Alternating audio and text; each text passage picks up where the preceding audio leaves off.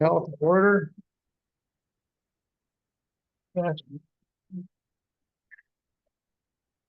I pledge allegiance to the flag of the United States, to the republic for which it stands, one nation, indivisible, with liberty and justice for all. Thank you.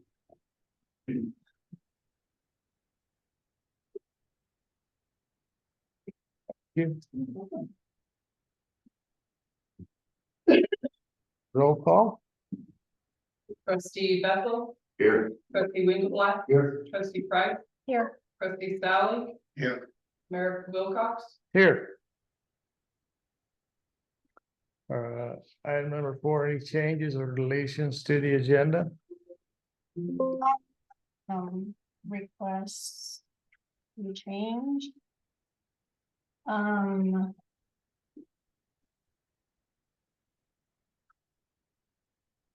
If we can move.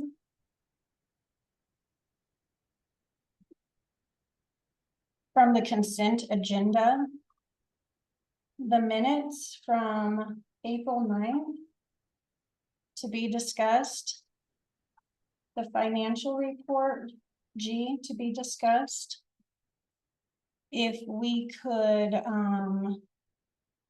delete item A, the fee schedule. For now. If we can,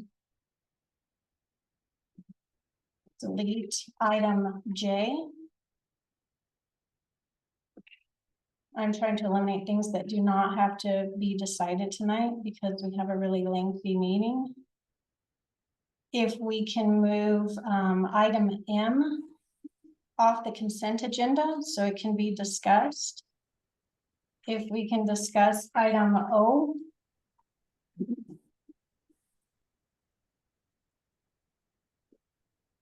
And if we can discuss item P.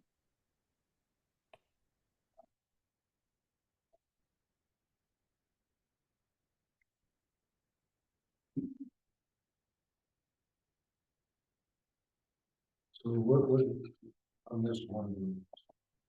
I got F, B, J, M. I.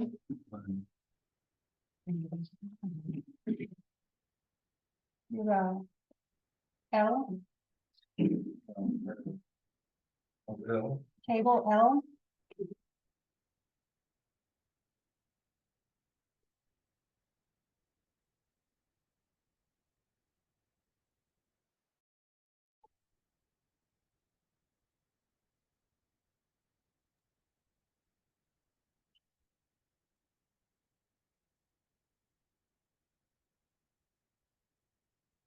Can you all hear me? This is Angie.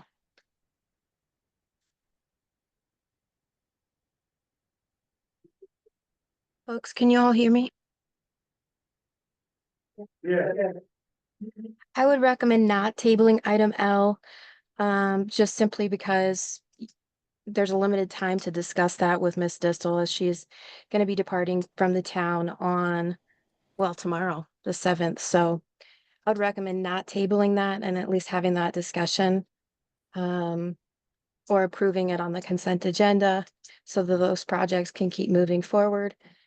The state auditor extension, I would request, well, you didn't have to temple that one, never mind. So I think those are all the comments I have on Trustee Price's comments. I think it's a lot to look over and to think about and to weigh out our options. And I would like to request that it be tabled, item 11.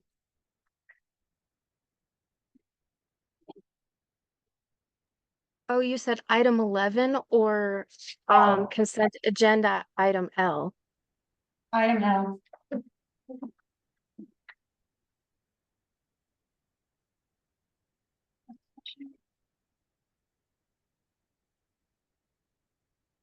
Discuss. No, table it. No. Did you say you want to table item number 11 or the L, consent item L, 6L? yes.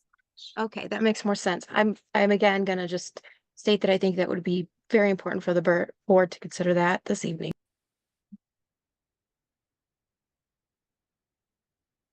Okay.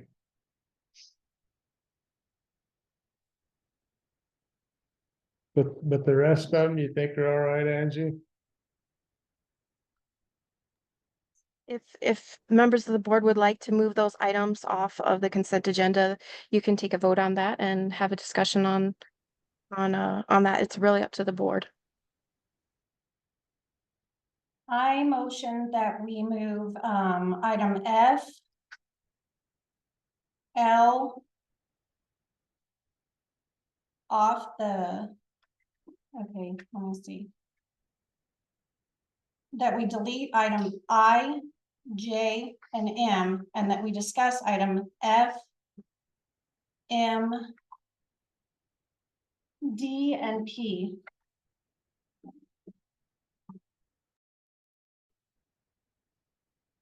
On the consent agenda. You say D and B? D, the last two, O and P. Mhm. But we discussed F, M, O, and P, move them off the consent agenda. Delete A. Because that's the staff asking us to consider consent agenda, but then it was just put in place. It's a memo for consideration. Consent agenda items, these items for a normal board would typically be on a consent agenda. They're not normally contentious items. You know, typos in minutes, we can certainly notate if there are typos in minutes. You could always just send that to us in an email and we'll fix them as well. Because they're not substantive changes when it's just typos. You know, I think a lot of these things are housekeeping items.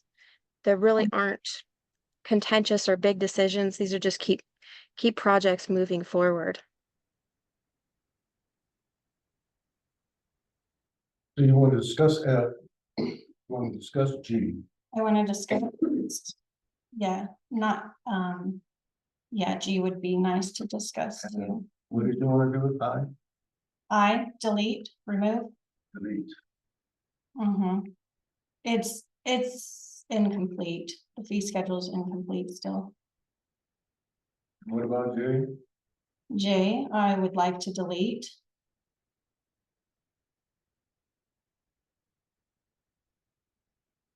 L? I would like to delete. And discuss it another time or tonight? Right, we can table it for another time. That's fine.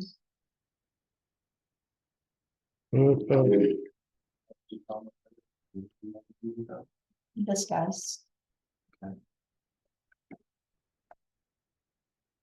And And discuss O and P. And And what?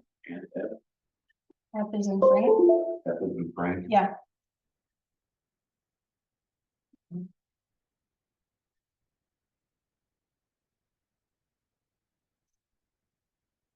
Well, if we table L, how's that gonna affect moving forward on the project that we just had the tour of? Well, We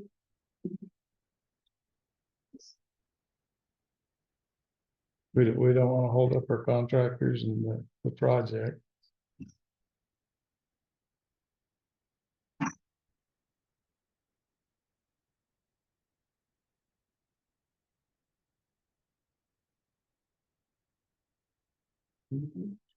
thing is, on L, this Crystal, is this, your final night of working for the town directly? Is this only the night? I had it. Okay. So, but we still need Ms. Distel to work on the auditorium of the broadband projects. We need to have her on those projects, so I'm not in favor of, we need to act on that, get it in place. I think the proposal is very reasonable.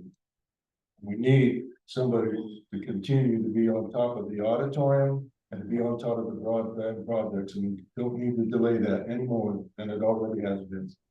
Right, we can put out an RFP. Ma'am, I'm even suggesting doing it for free.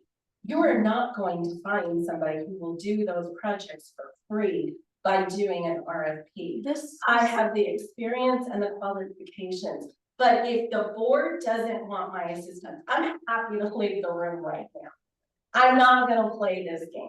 It's nothing personal, but It's very personal, and when I'm It's a- offering you a it's- free contract. it's a business decision to put out an RFP and accept contract, to accept bids. And to have a new set of eyes look at stuff. Well, Why would we need a new set of eyes? These Maybe projects, there's more these projects bids on we the, can get. on the verge of being completion, we need to set of eyes that saw them from the beginning and we'll see them through. Maybe there's more grants we can get. It's a poor suggestion, I say no. I agree with trustee Winkle Black. So you would just be looking at those two projects and not overseeing the water line? That's correct. The water line has a separate supervisor. That's the arrangement we have with the county. They're doing that for free. I am proposing to close out the two, the fiber project and the broadband project for free. I'm charging a nominal value so that I can deduct my expenses, and I am asking for mileage reimbursement. But it is not to get new grant money. It is not to start anything new. It is to complete the work that is done. I am one of the best qualified people in the state to do the compliance with the CDBG grant requirements. I do them in a lot of other organizations. But again, if you want to spend a month going out to an RFP to find somebody who can do the work better for me, in the meantime, the necessary compliance will not be done. So again, I would defer. If the rest of the board chooses to table it, I will withdraw the offer and I'll walk out of the building tonight. And I won't be back. So that's just my statement. We don't have anybody, within RFP, we don't have anybody, Carla will not be here, Melanie's not here. We don't have anybody to bring them up to speed about what's taking place prior to this time. To inform them, I mean, There's a paper bad trail. business, it's bad business. Well, that's my opinion. I'm just one board member. What do you got? I think once they're closed out, if we want to continue and improve those projects that we can in the future, we can put an RFP out and continue with what needs to be added or whatever to the projects, whether it's to the stage or I would like to whatever. add that Ms. Distel does have 40 years of local government experience with these types of grants, and in local government generally. And I think that it would be an excellent opportunity to take advantage of this offer that she has placed before you. You will not get another one like it from another professional, nor will you find anyone else who's more qualified to work on these specific projects. Because these projects matter to me and I do not want them to be, I do not want the town to violate the grant requirement. And as I say, I'm the best person. I've been working on them for 6 years. So I am willing to do it for free. There's nothing else in it for me other than my commitment to this community and these projects. And I'm just stunned that this is even happening. I just don't understand it. It just boggles my mind. Are we on item number 4, or have we skipped over and started talking about item L? We're talking about item L. Well, then what about all the item number 5 and all the, It's part of the, Everything, the changes completion, which is number 4. And consent agenda means none of these items are to be discussed. They want them all approved in one swift motion. And I'm trying to move them off to either be tabled or deleted. For now, tabled. And if you want to move it to a different portion of the agenda, I'm happy to discuss it in an appropriate time and form. Again, if you want to table it tonight, that's fine, that's your prerogative, I'm just saying I will leave, is all, I'm not gonna say. What? I like your attitude. Let's, I think it'd be important to, it's. Relaxation is, we're all professionals. And I know I don't have to say too much, but let the woman do her job and finish this up. And then move the prick forward. Well, I Let's think, not play games, we know what is at risk. And it's important to the community that I live in and represent as a business professional. Let the woman do her job the way that it was time, and let's move forward and get on to the rest of our stuff. well, I think it sets an example for the future grants and goal and, people that we apply for. For that to happen. I know that Ms. Distel has put her heart and soul into it for years, so.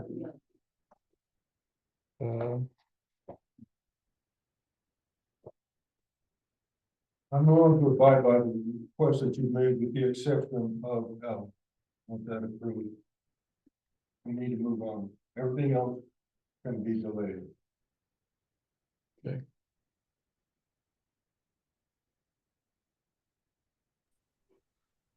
So I believe there was not an actual vote on the motion to table various items and delete items from the agenda. So there should be a vote on that. And then depending on how that proceeds, we can go from there.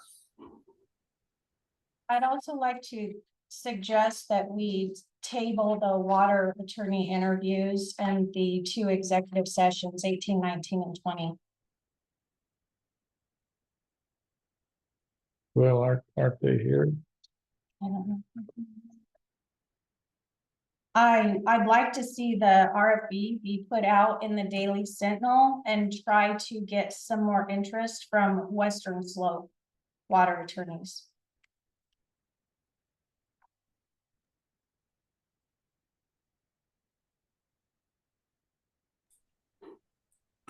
Regarding the tabling the executive session, I'll just note, based on my firm's withdrawal, I'm not sure that unless the board is planning on keeping me around for the full 30 days of that termination period, that I will actually be able to complete that executive session at the next meeting. And I think it is very important that the board receives the legal advice that is going to be discussed in that executive session. I know you were all provided with a memo that deals with the same issues, but I believe it is very important for this board to consider that. Mr. McGowan has indicated that he, wants the board to, or he rejected the board's last settlement proposal. So we need to discuss that and to discuss how to proceed here with the various claims that he's raised, the claims he's made about his the rent that he's back to rent and things like that. So I would highly recommend that the board consider that tonight. Well, I thought you covered everything really well in your memo.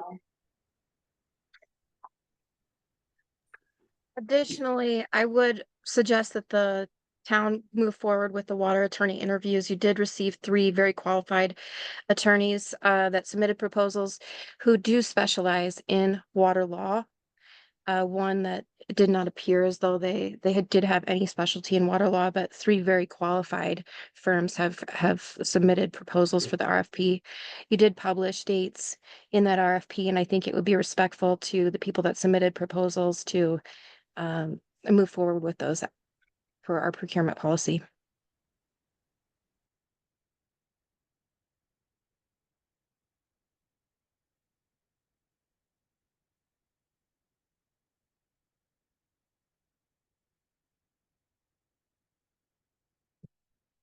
The consent to get agenda, I think, with it.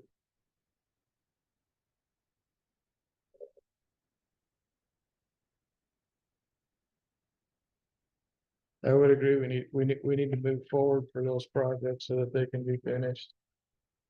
Do you guys want to move it off for discussion, or do you want to just approve it with everything else? Is there a motion on the table? Yes, but it's about to get edited.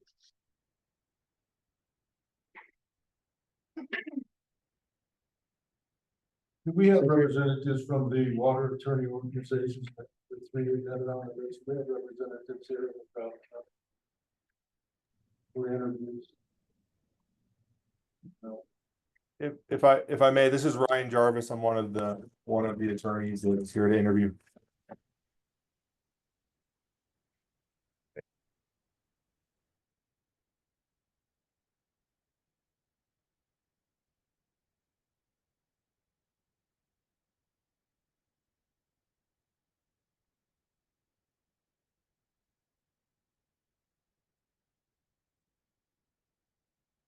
Gary, would you like to?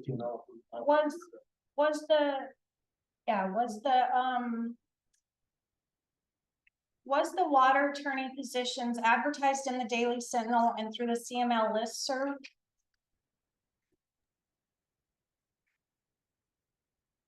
Do you know, Dusty? I believe it was. They were advertised on BidNet as required by state law and our procurement policy. They are advertised on BidNet. That's where RFPs get advertised. They don't get advertised in the local newspaper. Well, I'd like to request that we table it and post that RFP with the other one for, on item number P. Maybe we can add item number P and advertising for water attorneys and municipal attorneys to item number 18 together, to discuss it together, and then table the executive sessions for tonight.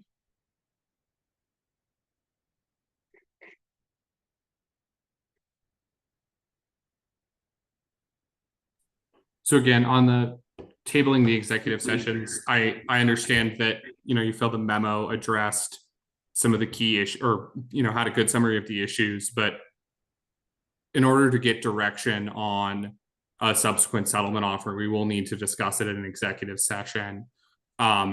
If you would like to table it and wait until a new town attorney can come on and be brought up to speed and read my memo and, go through the process of getting up to the speed that I'm already at with this, then that is, of course, the board's prerogative. But I just want to note that it will significantly slow down reaching any kind of settlement with Mr. McGowan if we table that executive session tonight. And with respect to the water attorney interviews, the RFP did have a timeline posted on there. The deadline for submittals has already passed.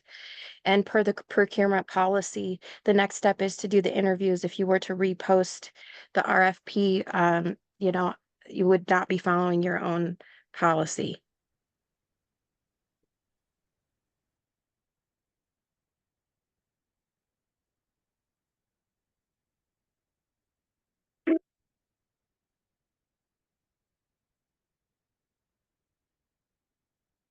Okay,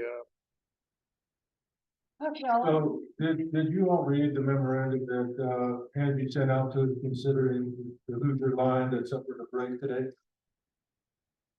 Did you all read that? Did we an email? Yeah. My email hasn't been set up yet. Well, she sent out that the Hoosier line has suffered a break between the current diversion point and the diversion box. Anyway, you could read it at your convenience. However, in the third paragraph, and this comes from RJL, third paragraph, he's saying there that this will require a water attorney review to ensure this is possible from a legal perspective. This would allow the town to use its water rights and not impact any upstream landowners. So what I'm saying is that we put off getting, a water lawyer, water firm to deal with it. With the current situation we have, the ditch, we leave ourselves vulnerable. I don't see any reason to procrastinate on that. We have at least two of those individuals that I read, their resume was very qualified, and one of them had a lot of experience on the Western Slope, which I think is a great idea. We can work for organizations and communities on the Western Slope, and we're unique to that as opposed to the Eastern Slope. What goes on there? So I don't think we need to put off getting. We've been talking about the water lawyer for how long? months. How long are we gonna put this on? Yeah, so would you like to amend the motion, Jessica, or Gary? What do you guys want to table, L, or do you want to move it off discussion, or do you want it included with consent agenda? I want L included in the consent agenda so we can move on. Anyone else? The rest of them I would, I'll go along with what you want to do on terms of the consent agenda. Okay, I'll amend my motion to delete A, to delete I, to delete J, to discuss F, G, M, O, and P. A second. Okay, we have a motion and a second. Any further discussion? May we have a vote? Trustee Bethel? Yes. Trustee Winkleblack? Yes. Trustee Price? Yes, Trustee Sally? Yeah. Mayor Wilcox? Yes. Motion passes unanimously. Okay. Persons not on the agenda. Please limit comments to 3 minutes and address your comments directly to the mayor. Identify yourself by name and address when making comments. Comments should be courteous, civil, and constructive. The town board will make no decision or take no action except to direct the town manager or town attorney. So first we have Brittany Miller.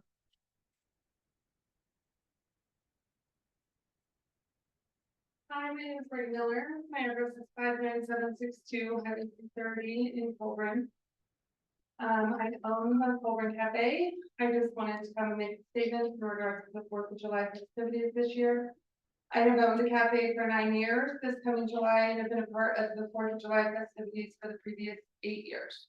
In years past, the 4th of July has been a wonderful proud event, and we've got to be a part of it, even though it's a lot of hard work. We do love the Heritage Day. The street dance on the 3rd has been one of the highlights, not only as a business, but for the people coming into our town as well. Community members and out-of-town guests attend the rodeo on the 3rd and enjoy the street dance before the events on the 4th of July. Most people have the 4th of July off, so it makes sense for a dance to be held on the 3rd, allowing them the opportunity to enjoy an evening off. Most people return to work on the 5th, making the night of the 4th an early night for community members and the rodeo and out-of-town guests. This year, the 4th happens to be on a Friday, but this is a unique circumstance. It is important to be consistent. The dance has been on the 3rd for as long as we can remember. As for the street dance, I've always done the beer garden during the street dance and thought this year would be the same. The new committee hadn't emailed me or let me know the meetings that they had. I was informed of one meeting by Carla, who thought that I would be interested in attending. At that meeting, they did state that they didn't want me to have the tall fenced beer garden, that it could be a short, cute area. As the conversation went on, they said the plan was to have open containers in the street dance. At that point, I stated that if the town changed the rules and allowed open containers, I wouldn't need to have the beer garden, as that defeats the purpose of what it was for. Having an open container throughout the town and a short fence was also a concern, as it increases the chance of beer going across the fence to potential underage drinkers and would put my liquor license at risk. So based on that conversation, I did not want to have a beer garden. It is expensive and under those circumstances unnecessary, but was open to rediscussion if the circumstances change. The increased business on the 3rd of July makes up for the cost that I do incur for the beer garden. I've always been and have paid for the beer garden in the past and plan to do that for the future, as long as it didn't put my license and business at risk. The 3rd and 4th of July is a lot of work, but it is one of our favorite holidays in the community. It brings us together. Unfortunately, I'm concerned about the future of this event. With the conversations being had, there are too many changes happening to a previously well-organized and well-tended event. I hope that we don't see a drastic change in participation. And I apologize, I have to run. My kid is in the spring program. So I'm not paying for the rest, but I gotta go back to. Thank you. Thank you, Brittany. Okay. Next, we have Monica Echeverry.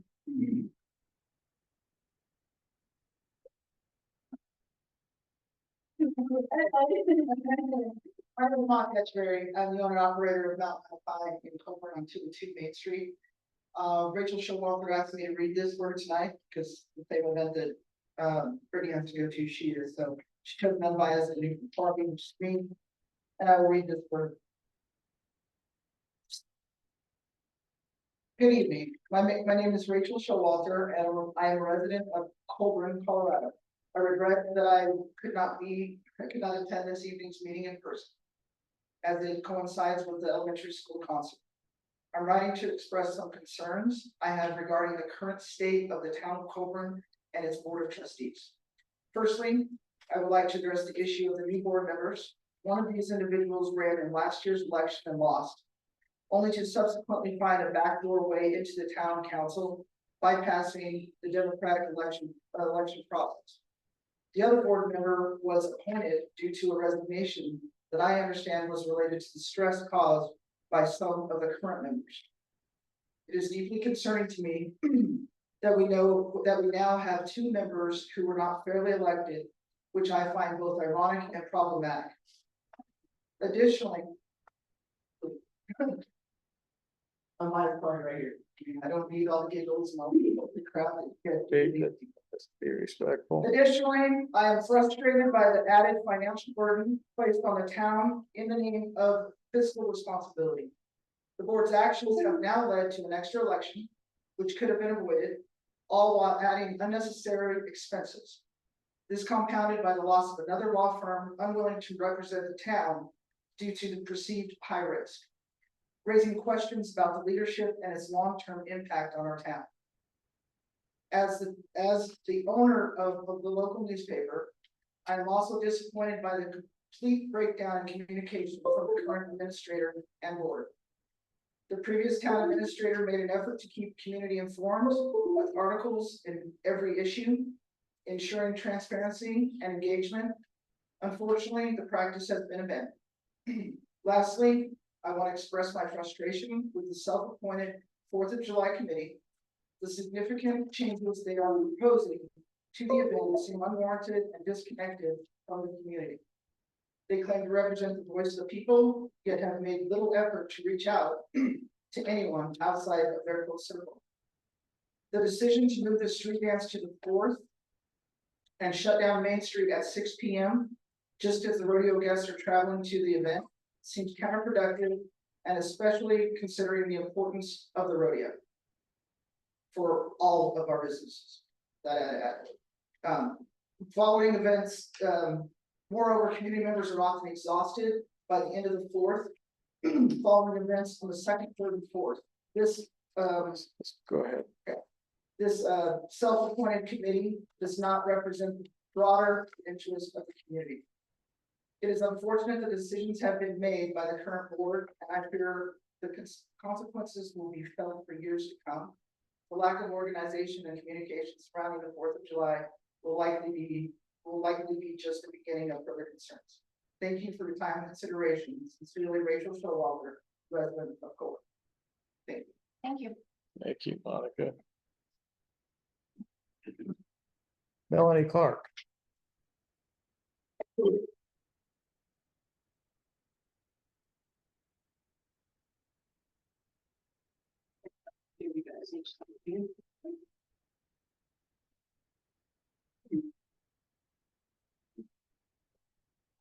you.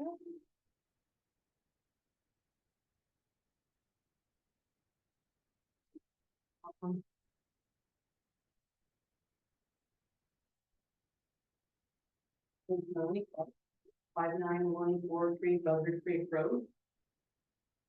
And basically, I've given you, I've been just doing a little reading. And it's in regards to the 25 budget. On the first page of the document I just gave you, as you'll see, I highlighted, it says 2025 proposed budget. This was done back in December, and it was voted on this, December 3rd. If we go to page 2 of that letter. At the bottom of it, it's highlighted also. It said the town received $24,000 donation to playground equipment, and we have put in a placeholder in the 2025 budget for the use of those funds. I have gone through the budget, which is the last few pages of the copy I gave you. I see that nowhere in the budget. Unless it's combined with other funds someplace on the budget. But that's something that I would like to find out. If you will go to page 3. The first highlighted item. Fourth paragraph down. Says we have included $150,000 in the 2025 budget for improvements to the Main Street asphalt surface. Is this something that's, I didn't see it in the budget. I want to know, is this something that, is this a project that you're doing?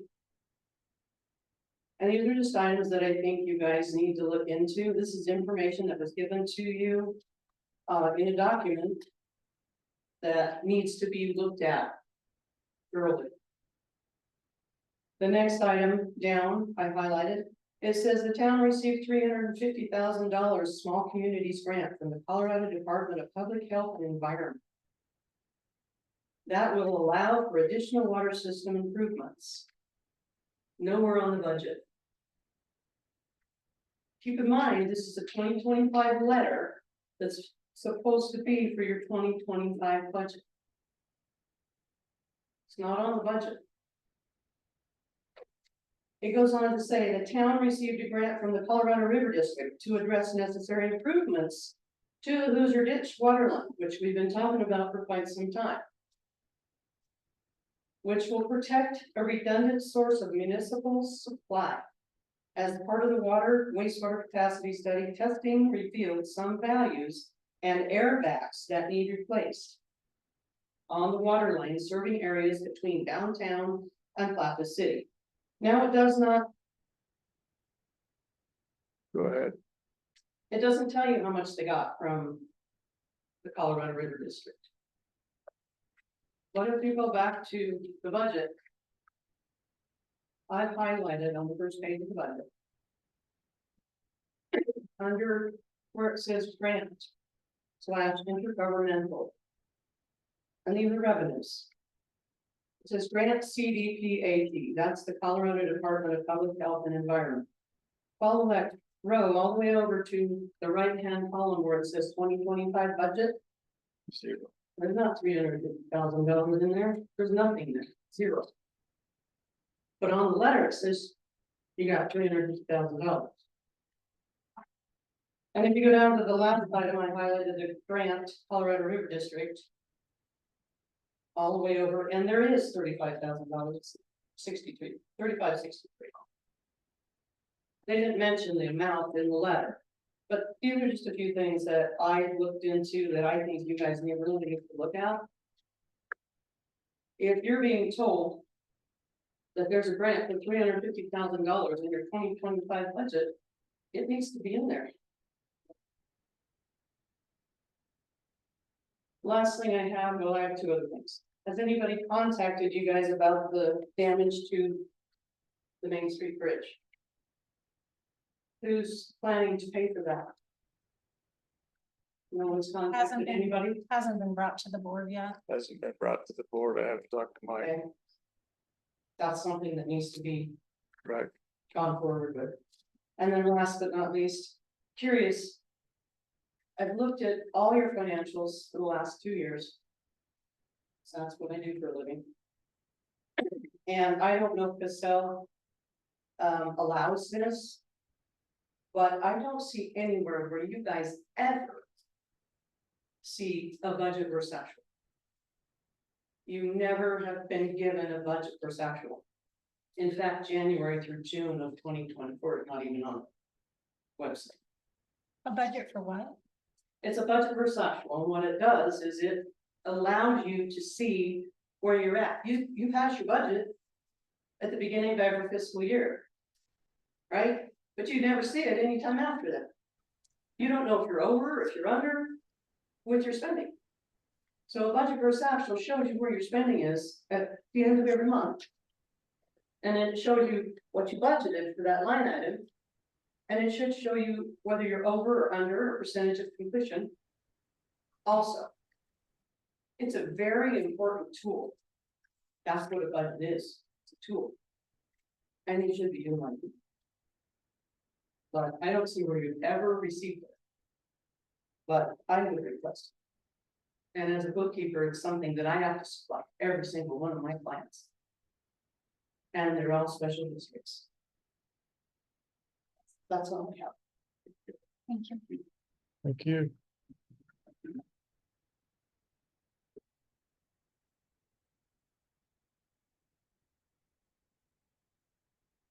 Okay, we have Kat Herbert is presenting. You're on the agenda, right? Okay. Randy. She's on the agenda. Terry Dalrymple. My name is Terry Dalrymple, when I live in Main Street, and I just want to have positive comments. I just want to thank the board and the staff for allowing me and Gina to do the Easter egg hunt. It was quite successful, a lot of work, but I enjoyed every minute of it. Thank you for giving me that. Thank you for doing it. Thank you for Thank doing it. She was a lot. And it was a lot of fun. It was a lot of fun.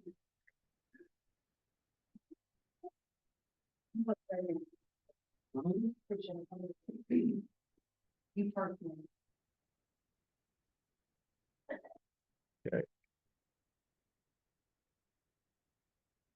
Oh, Tammy Clark, but you're presenting, Yes, on the agenda. right? Okay. And Mr. Forey Towns. Hello, Town of Collbran, 40 pounds. You'll see my name, number 11 and 12, doing some housekeeping. I'm not presenting, but I want to get that property sold. Fixing some messes, maybe some future thoughts, so I'm here if you need me. Thank you. Thank you.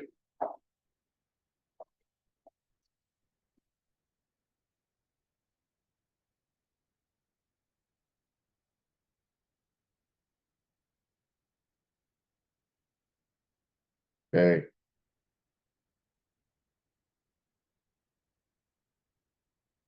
On to the consent agenda. Staff memo to the board on the importance of consent agendas. I have to leave. Had that deleted. So.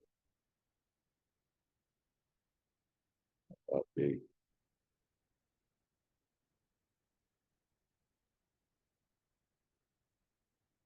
You want to circle the ones? Good. B, C, D, E. You want to discuss that right now? No, there's no discussion. On B, C, D. B, C, D, E are all going to be passed in the motion. H, K, L, and N.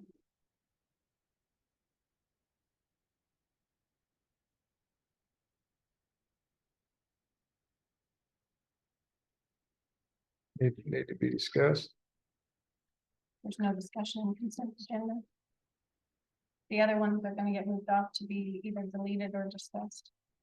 Okay, so this approval.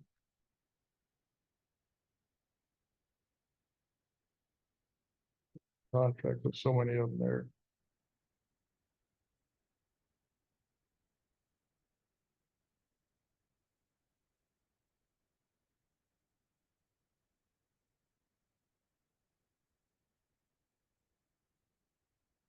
So somebody has to make a motion to approve B, C, D, E, H, K, L, and O. No, sorry, N. And And one motion. Reading back. B, C, D, E, H, K, L, N. Like Nancy?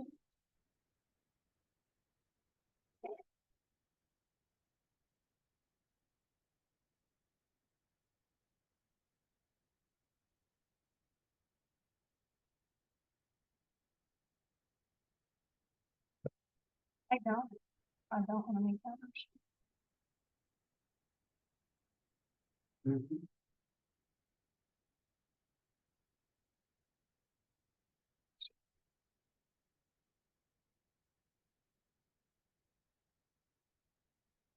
CD.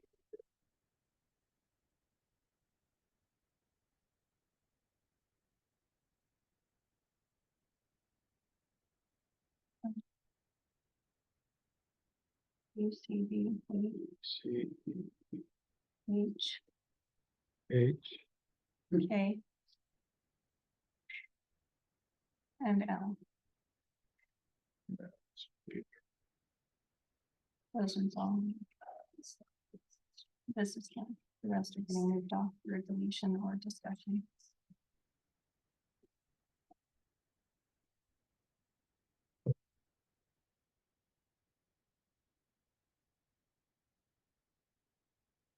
do we have a motion to approve? B, C, D, E, H, Okay, no. K, L, and N.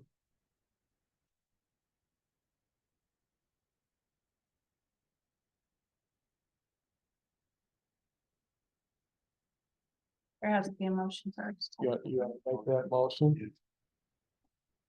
Okay.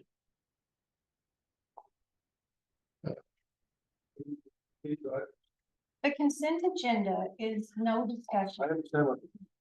So somebody has to make a motion saying, I move we approve consent agenda items B, C, D, Well, why don't you do that, Jessica? because I am not in approval of approving things without discussion. Okay. So somebody has to state a motion and then make a second. You have this.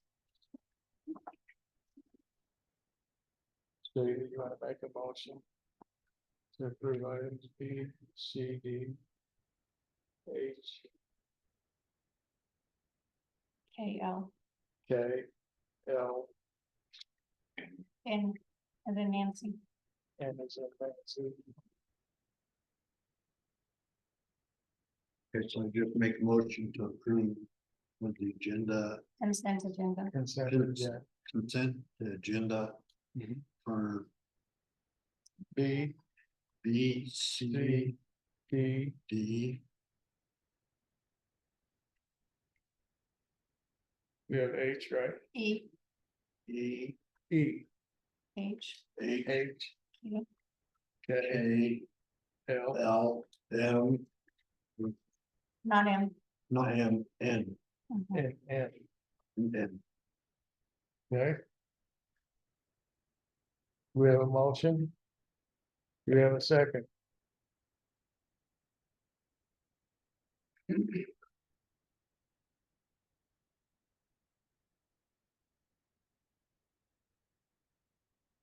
Do you want to second the motion to approve those items on the consent agenda, Gary, or? Nothing. I'll second it. Because I'm on the road. Okay, we have a motion and a second. Is there any further discussion? Hey, we have a vote, please. Trustee Winkler, No. trustee Price, No, trustee Bethel, No. trustee Sally. Mayor Wilcox, sorry. No, So I'd just like to state to my fellow board members that I was asking for this stuff to get tabled and moved off for discussion. And nobody else had a problem.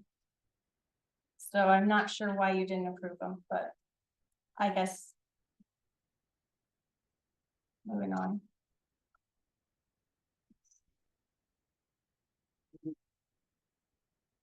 Our first discussion is. Our first discussion is the April 9th. Financial report, No, Board of Trustees meeting. Board of Trustees meeting.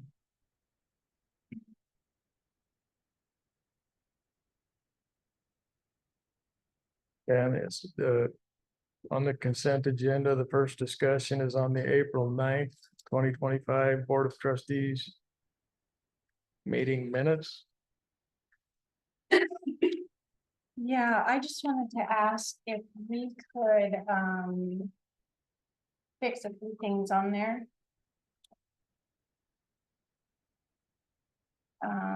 We have trustee Zent present, and she was no longer on the board. And we have Dusty listed as present twice. That's all. April 9th. Also on the April 9th. Dusty, you had me voting yes for the exception of Mr. Staley to come on board. I voted no.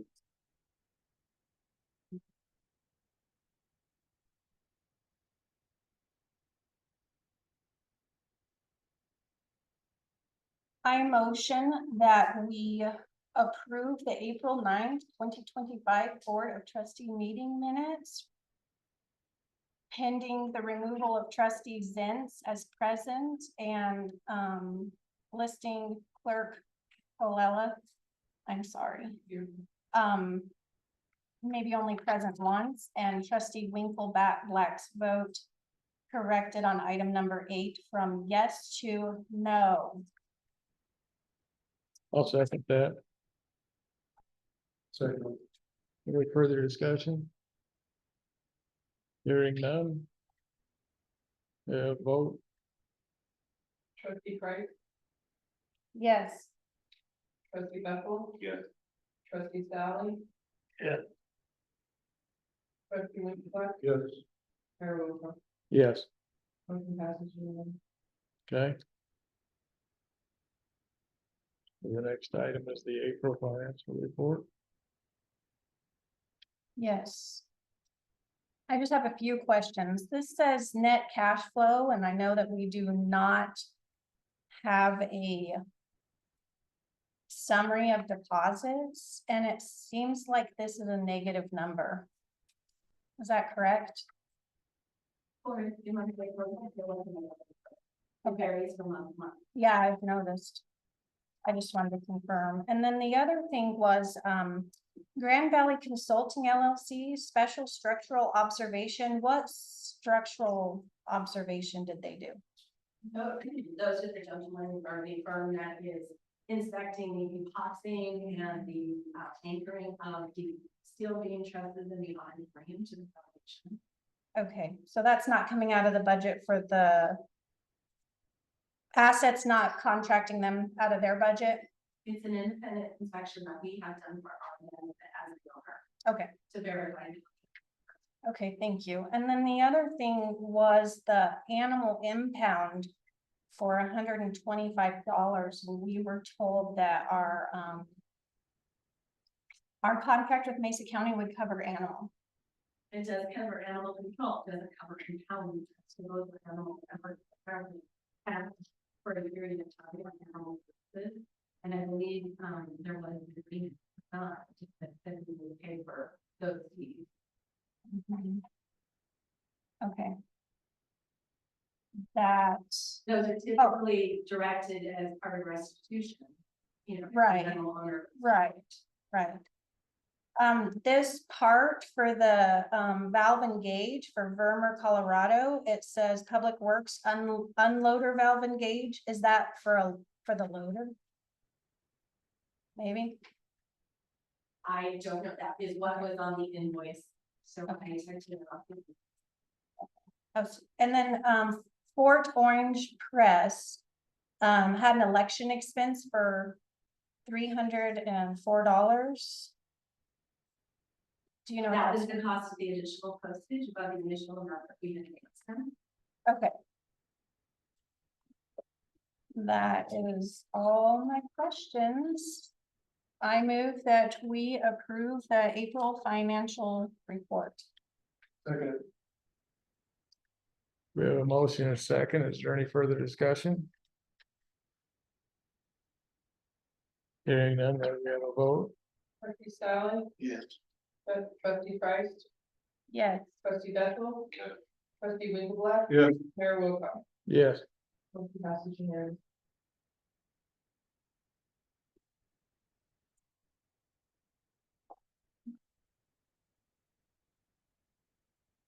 No, we deleted those. Those Mhm. straight to L. No, those were not up for discussion. So this was the next one I asked for discussion was. Item number N, request to the state auditor for an extension of time to file audit for the year ended December 31st, 2024. Yeah, I was just curious, as to why we needed an extension again. Because the audit is not done yet. If the audit field work is typically done in May. Mhm. And since I will no longer be your finance person, I won't be able to do that and assist them with that process. Mhm. So accordingly, you'll have to wait until the position is staffed to complete that, which could be later than the statutory deadline, July 1st for filing. Mhm.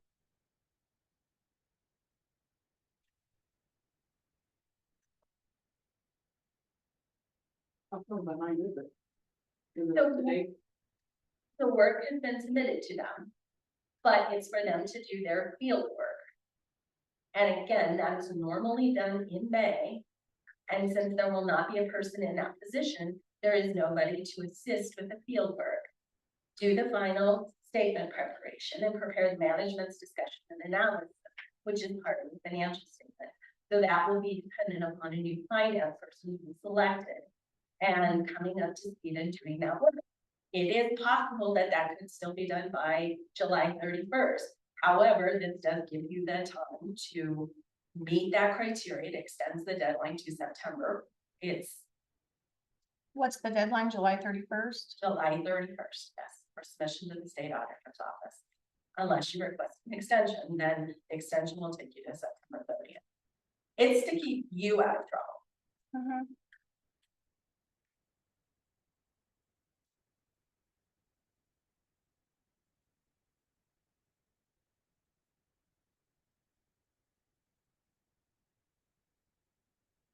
I motion that we approve the request to the state auditor for an extension of time to file audit for a year ending in December 31st, 2024. I'll second that. We have a motion and a second. Any further discussion? May we have a vote? Trustee Winkleblack. Yes. Trustee Bethel. Yes.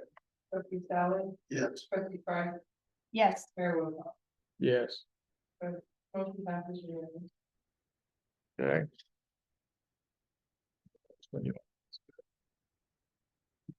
Oh, No.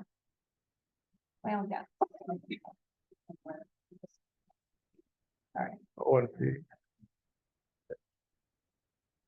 Approval of a change order number 4 to the contract with Asset Engineering for the town of Collbran Auditorium remodeling, deducting 4591.37 from the contract sum to fund additional asbestos abatement costs. Upon approval of this change order, the revised contract amount with Asset Engineering will be $1,606,804.22. So, yeah. So by way of explanation, you'll notice N was a change order to asbestos professionals in the amount of positive $4,591.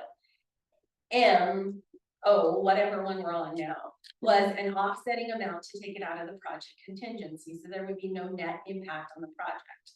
Right. So those two were paired because you have not approved the consent agenda. Actually, now N was not approved.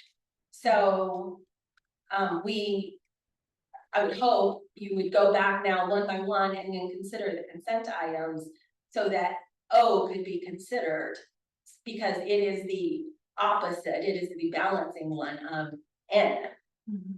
So anyways, the contract is to reduce the asset construction amount by the amounts taken out of the contingency.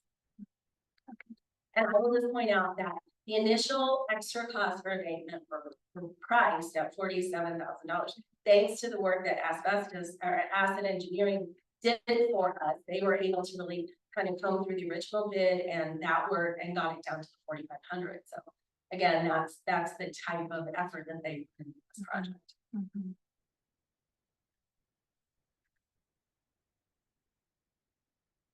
So can we go back to N and get Well, that? I think you should probably finish out what you're doing and then maybe go back through all the other ones, because now all those other ones have not been approved. So if you don't want to consider them as consent, you need to consider them individual.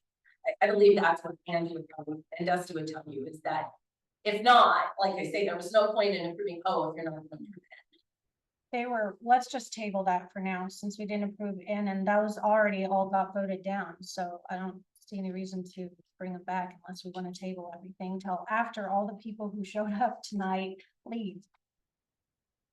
Well, I think you do want to approve your minutes and, you know, a lot of the items there. If not, we can't post them to the website. So I didn't, So I would recommend, if you want to come back to them, well, please proceed on the items that you did not approve as part of the consent agenda. If you want to table this one as well, maybe you skip everything on the consent agenda and then just start in at this point, start into your regular agenda, as you said, out of respect for these folks, and then come back and do all of the consent items one by one after you've completed the rest of this process. I mean, just a suggestion for expediting the meeting. Okay. No, I think I'm gonna support what Ms. Distel just stated. The items on the consent agenda are pretty important to go through and get those items approved, hopefully before the end of the meeting, because they are housekeeping items that keep projects moving forward and keep operations moving forward and keep us from basically just moving in reverse. And then we approved N earlier. You guys voted no on, everybody voted no on the consent agenda. That's, So are we on N yet? No. no, we bypassed it, so that's. Yeah, Actually, we voted no. we can come back to it, and as Carla said, we can bypass the consent agenda and come back to it after we take care of the rest of the meeting. We need to make a motion to that point. I don't think so. Okay, let's go ahead and move on to item number 7. Auditorium project update presented by Asset Construction Management. So they actually, Derek had a family thing that he needed to leave for. The board went and had the opportunity to tour the building. I have provided kind of a cost update that was sent out to you today. I was working on it over the weekend. I don't know if there's any information you want tonight, like a more thorough update at a future meeting, but the project is underway. It is on progress, should be completed at the end of June, early part of July. And so we can probably start booking events in the auditorium in August. So, but if there are questions tonight, or if you'd like a presentation at some point in the future, we can schedule that. I think they gave us a really great presentation over there and explained everything as far as the structure itself and safety and the beams and everything. of everything. is being You said you supported. emailed an update. And she did. Um,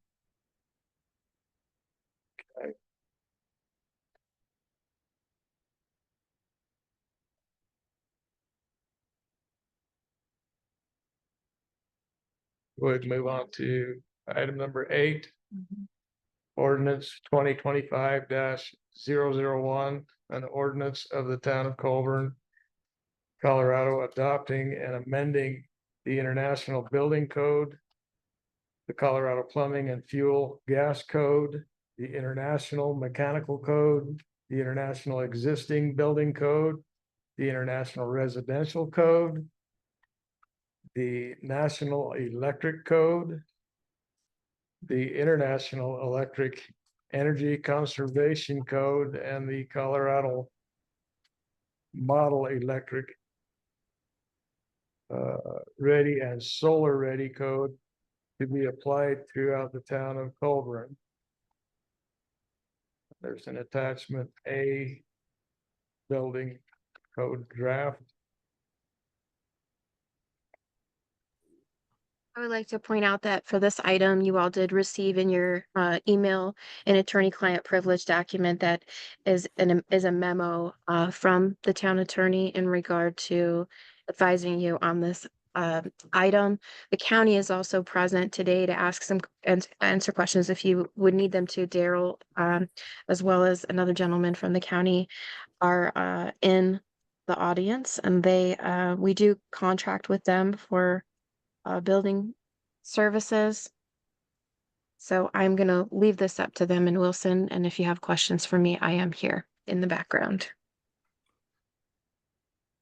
Thanks, Angie. I'll just chime in real quick to say the folks who are there from the county are probably the best folks to ask if you have specific questions about the building code.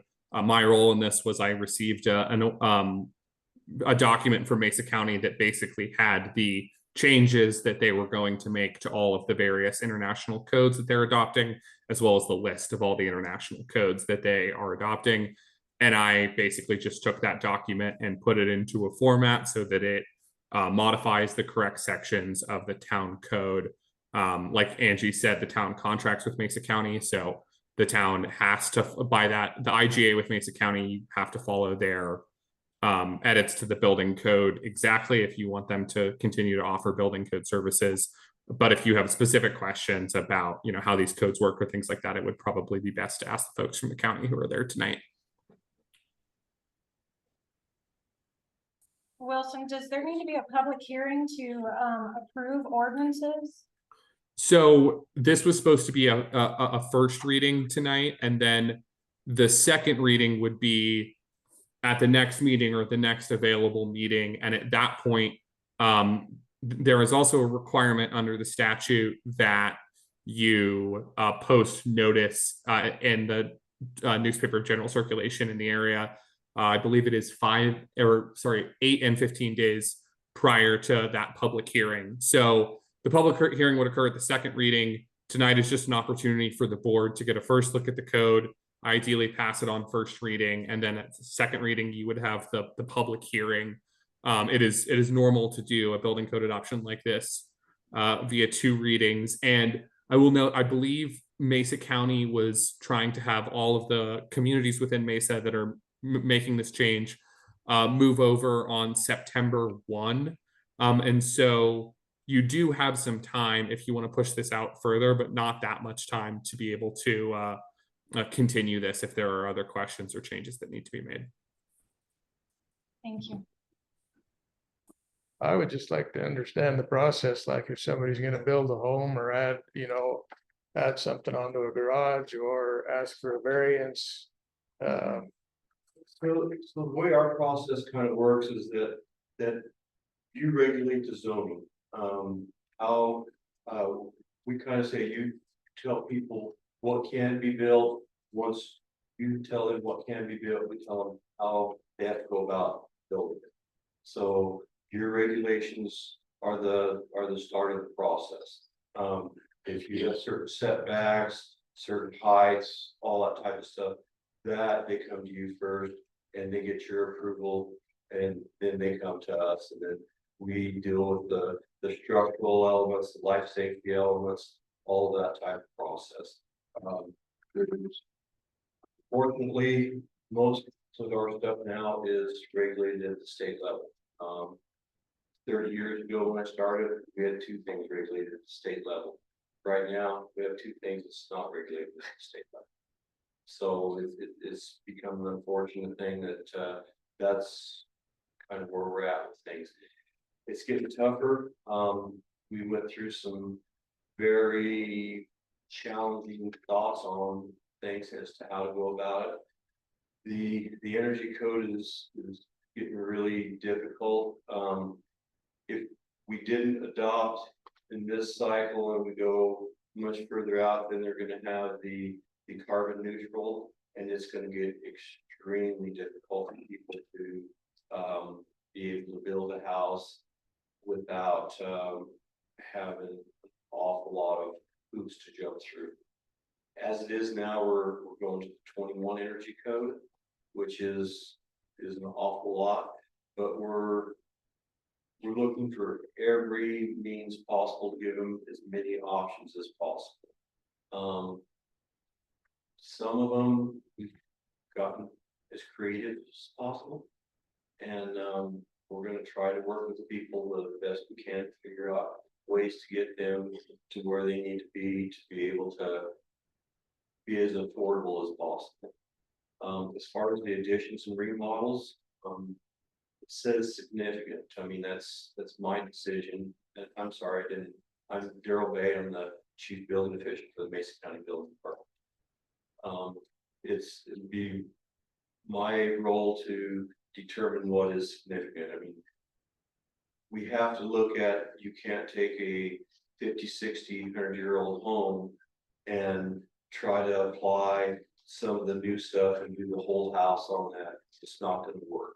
So we look at the piece that's being done and try to apply a prescriptive thing that they have to do X, Y, and Z, and leave it at that. There's these blower door tests, a bunch of things in there that there's no way a old home's gonna work.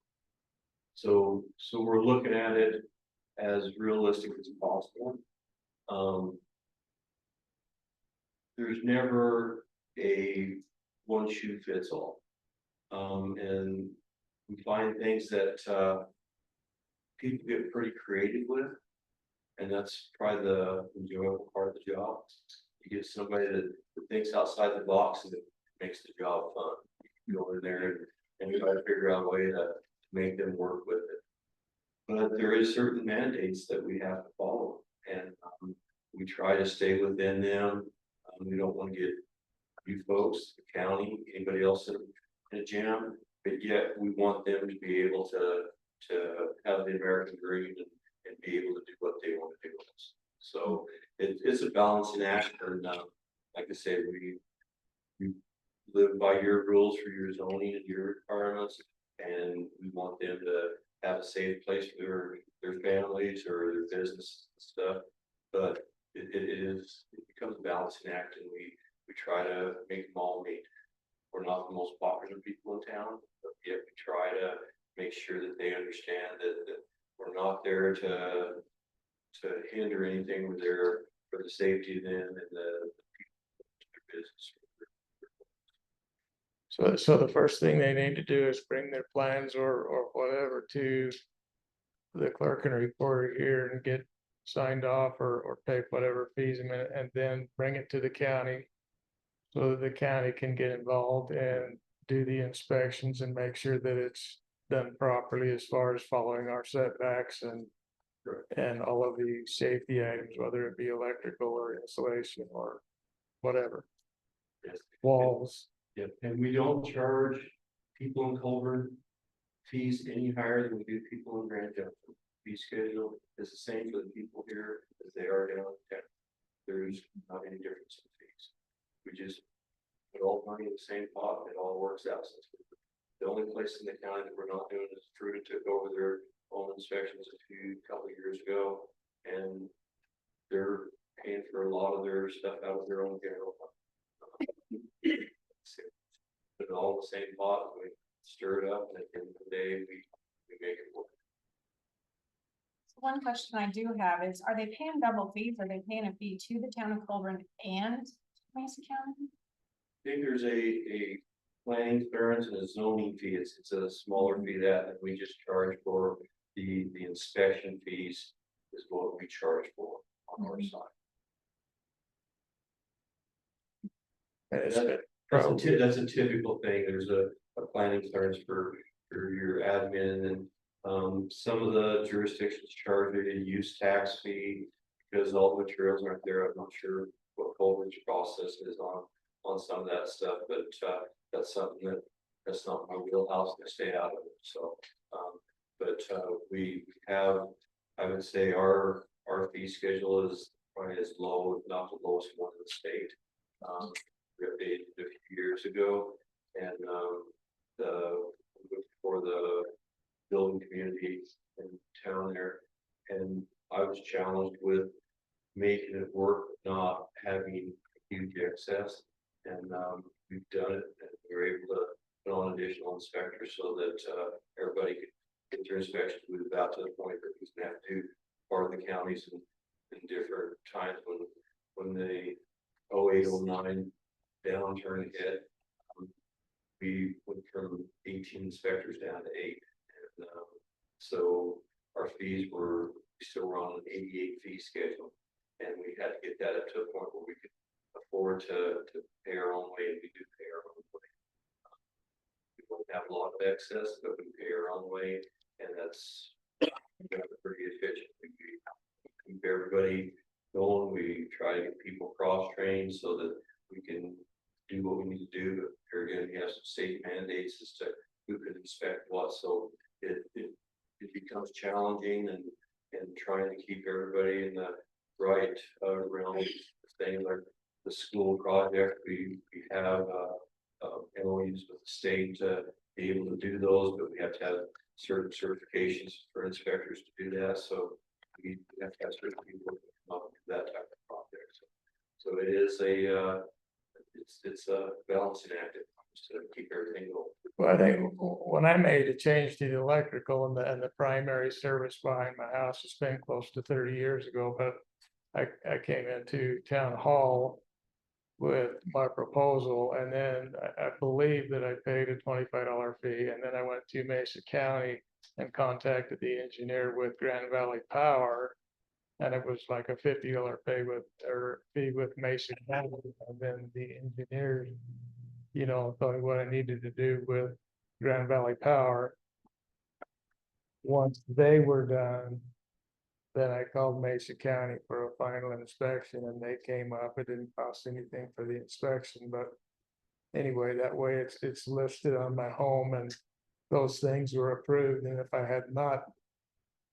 had made those changes, for one, I couldn't, because I had to have primary power pole removed and the transformer removed, and, pay their contractors to do that. But had I not followed that process, it would be next to impossible unless I finance the home for the next buyer to get a loan on it, because they do a research, they have an inspection, and they do a research to see what permits have been pulled and what work has been done. And so that's correct. We go through a lot of those, and then we find a lot that there's actually dealt with two today that work was done without a permit, and we don't get super aggressive. We notify people, or if they don't finish out a permit, we file like a certificate of non-compliance, and all it is it's basically a notification to a lender that there's not final permit. And at some point in time, people come in and tell us that they need to get that permit reactivated and get those inspections finished out, and we go in and we get it taken care of.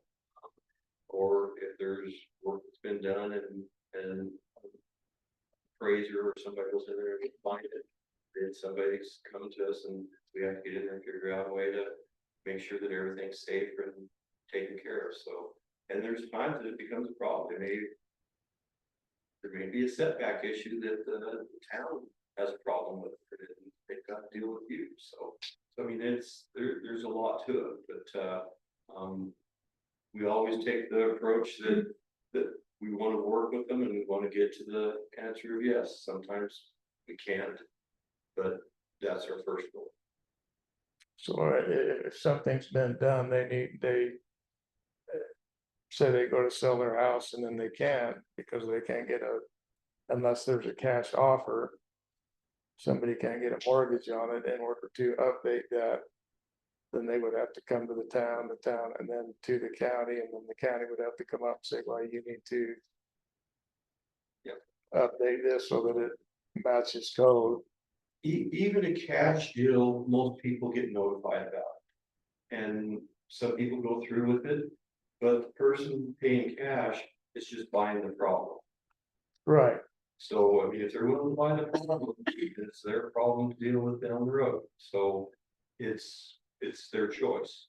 So there's, like I say, we're not super aggressive, but I mean, there's certain things that's there, and I mean, we're there mainly for the life safety elements and making sure that people in our community are safe and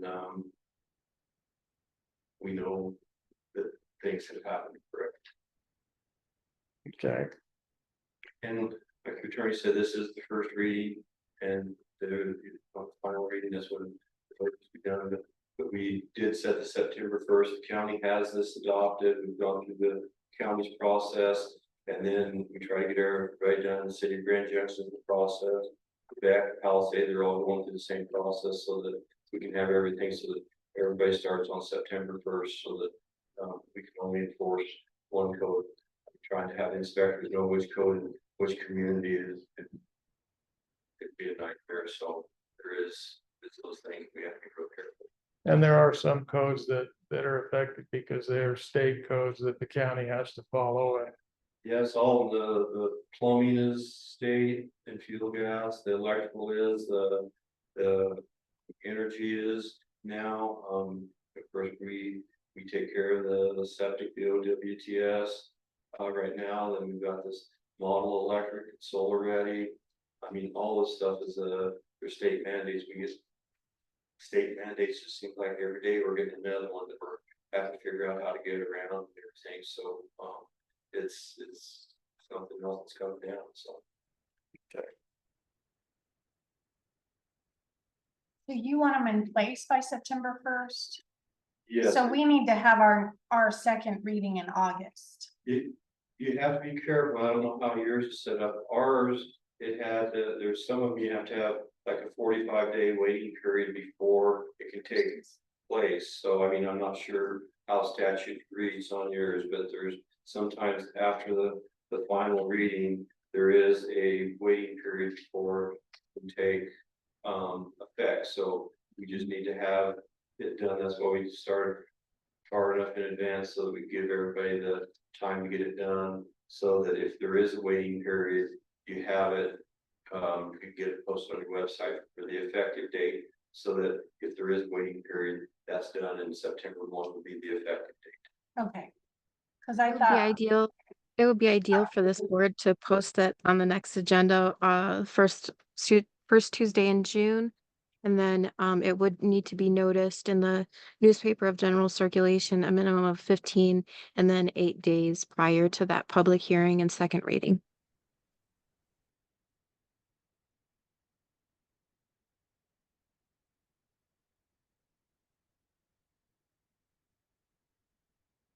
Any other questions, or thank you for coming up. do we need to We make don't a need to motion follow for the first reading, to approve the first reading? Wilson, do we need to make a motion to approve the first reading? Yes, sorry, I was taking me a second to unmute there. Yes, you do. I would make a motion that we approve the first reading of the ordinance 2025-001, an ordinance of the town of Collbran, Colorado, adopting and amending the International Building Code, the Colorado Plumbing and Fuel and Gas Code, the International Mechanical Code, the International Existing Building Code, the International Residential Code, the National Electrical Code, the International Energy Conservation Code, and the Colorado Model Electric Ready and Solar Ready Code to be applied throughout the town of Collbran. I'll second. We have a motion and a second. Any further discussion? Hearing none, may we have a vote, please? Trustee Winkleblack. Yes. Trustee Sally. Yes. Trustee Fred. Yes. Mayor Wilcox. Yes. Trustee Bethel. Yes. Motion passes unanimous. Okay. Item number 9, approval of building permit at 3011 Orchard Avenue. Presented by Kat Herbert. Contract planner on behalf of the town of Colburn from our KLJ engineering partner. Everybody.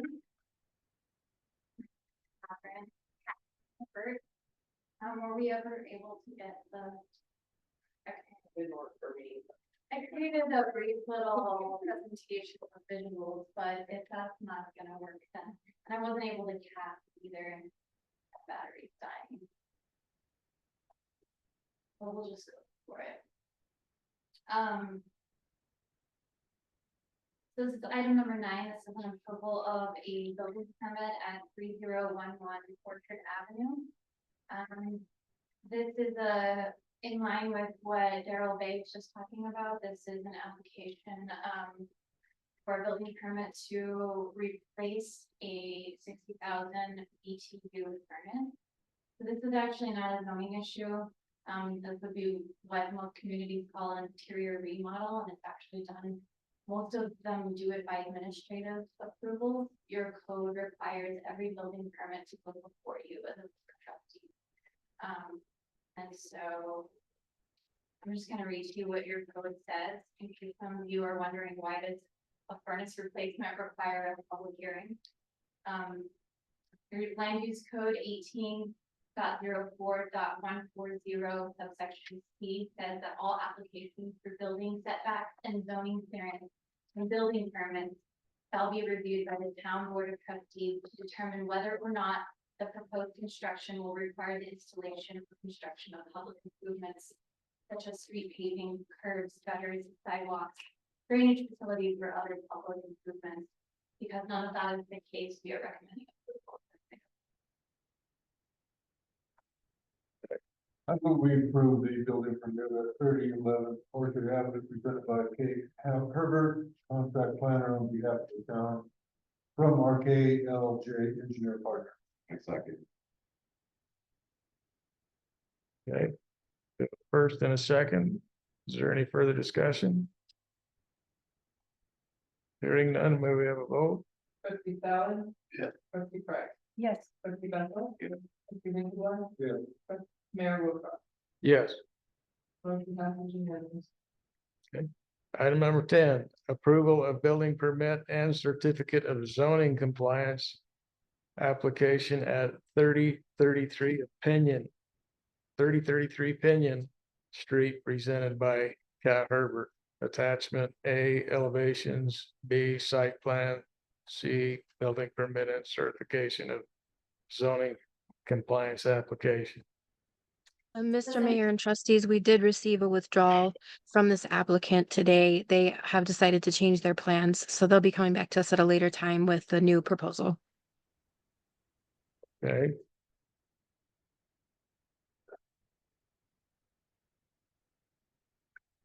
Thank you, Kat. Thank you. Thanks for being ready. I got you. Item number 11, approval of an easement agreement at 58,798 Dolores Drive, presented by Cat Herbert. Attachment A, ingress, egress easement agreement between the town of Colburn and Forest Towns and Bonnie Betts. So this is item number 11, and actually this item and item number 12 should be considered in tandem with one another because they're regarding easement between properties. I believe the applicant is here tonight. There he is. So I'm gonna rely on him to answer any specific questions that you might have. So this is the consideration of an ingress and egress easement between the property owners of 58798 Dolores Drive, which is actually located in Mason County and the town of Collbran. My understanding that the property owners wish to grant a 15-foot ingress egress easement to the town of Collbran that would allow access to the town property in which the water tower sits. And this would facilitate future expansion of the potable water system of the town.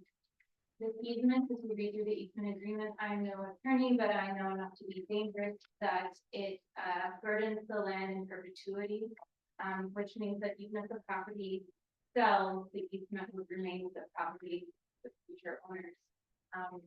So unless there are any questions or concerns by the town, ALJ as the staff planner, we recommend approval of this easement. But if you have any questions, I'm happy to help, and I'm sure the town will. Does this easement run east-west? Or south? No, I had visuals, which would have been very useful to see if I can. I'd like to separate them just a little bit, partly out of the confusing nature of them. The town currently has a gravel access path trustee Winkleblack that's been there for over 20 years. It was not, an easement is not filed. It's historical.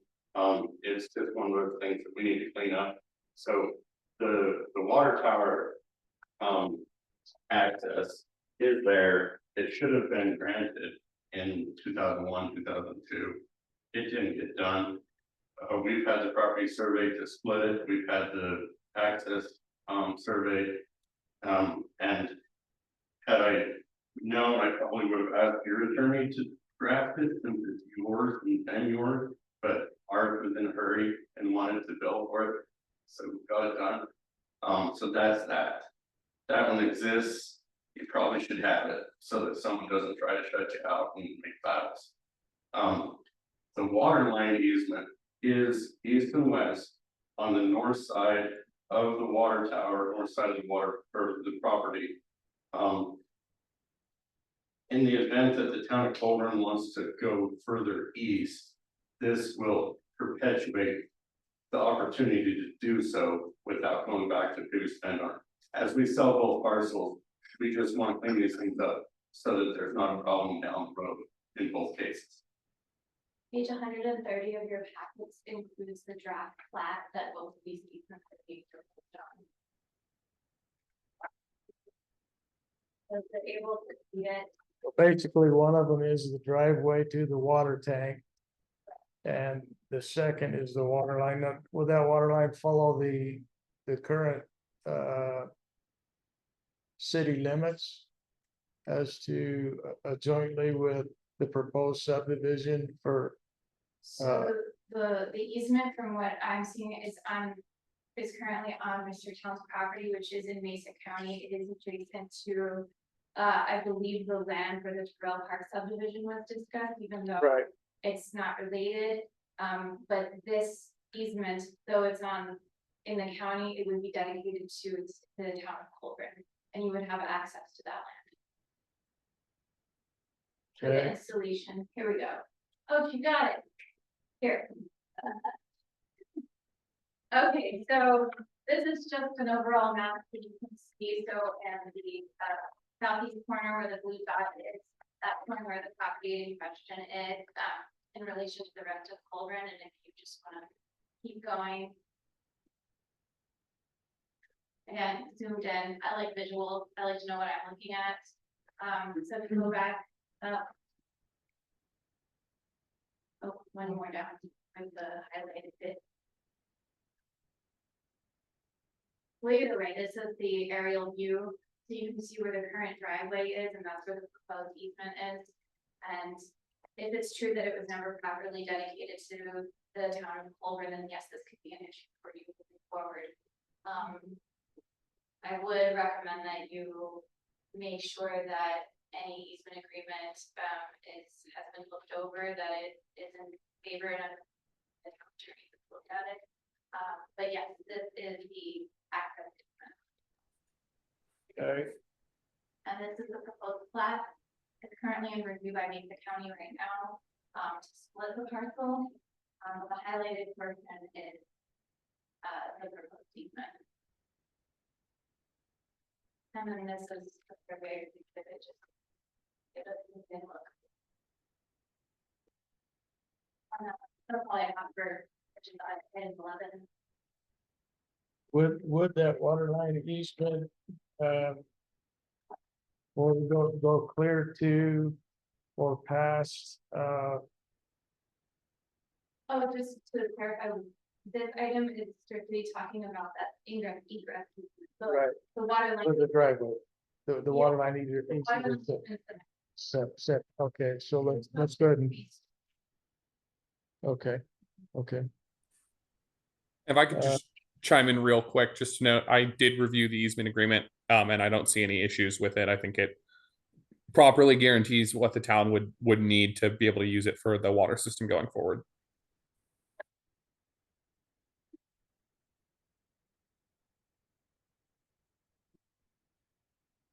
Like, Well, I move we approve an easement agreement at 58,798 Lawrence Drive presented by Cat Herbert.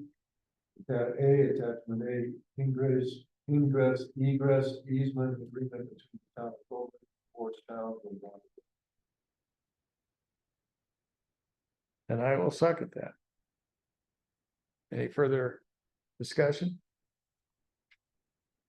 Hearing none, may we have a vote, please? Trustee Sally. Yes. Trustee Lindsay. Yes. Trustee Bethel. Yes. Trustee Craig. Yes. Mayor Wilcox. Yes. Motion passes unanimous. Okay, item number 12, approval of domestic water easement. Agreement between the town of Collbran and Forest Sea Towns and Bonnie Betts, presented by Cat Herbert. Attachment A, domestic water line easement. Agreement between the town of Collbran and Forest Sea Towns and Bonnie Betts. And B, attachment B. Dolores Divide Rural Land Subdivision.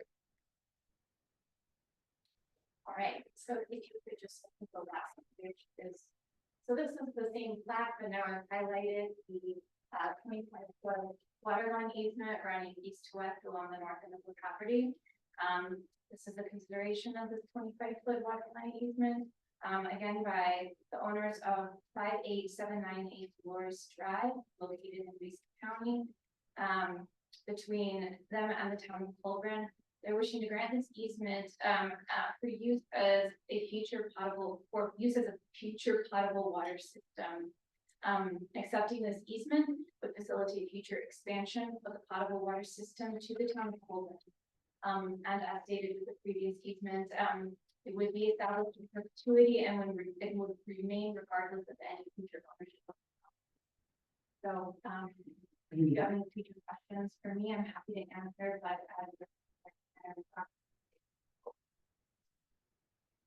Okay, so it is adjacent with the proposed subdivision development, and does it go completely to the property that belongs to a lease?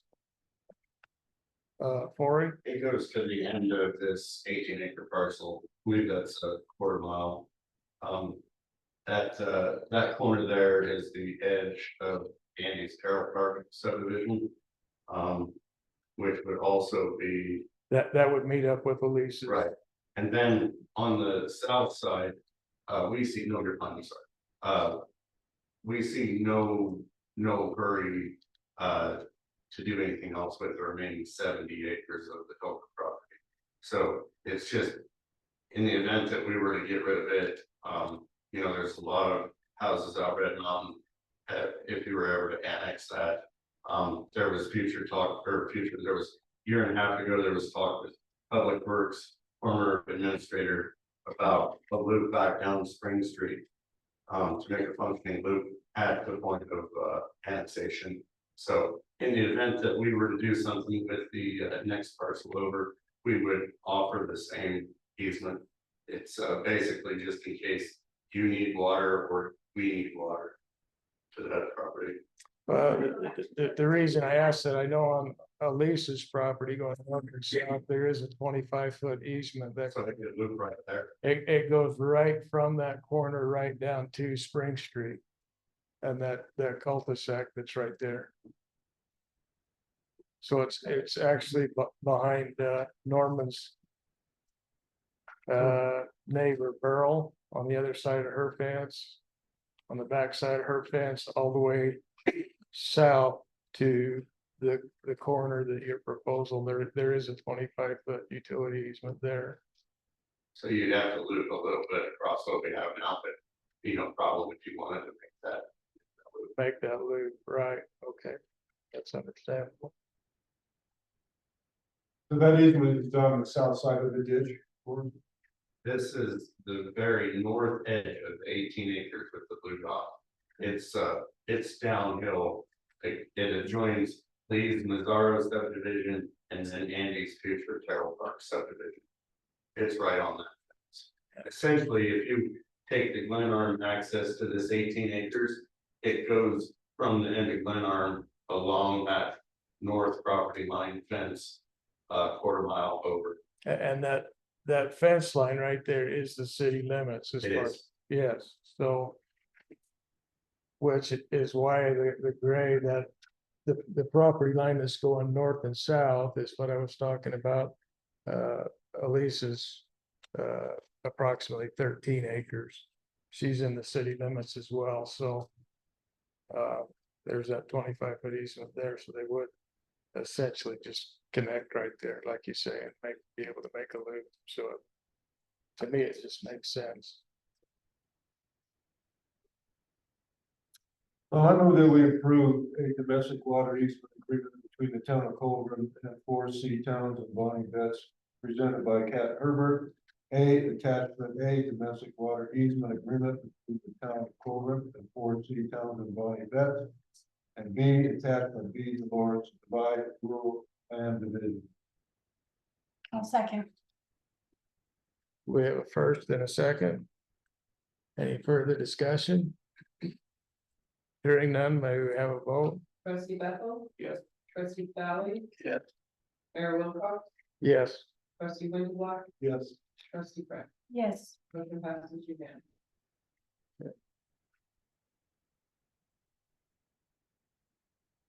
Thank you. Thank you. I love that. Yeah. Thank you. I'm a former clerk, so to acknowledge that everybody in the room.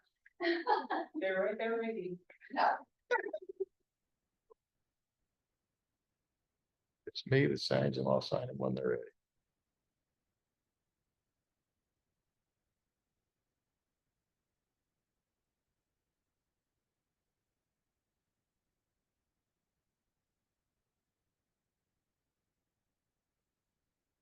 Go ahead. Okay.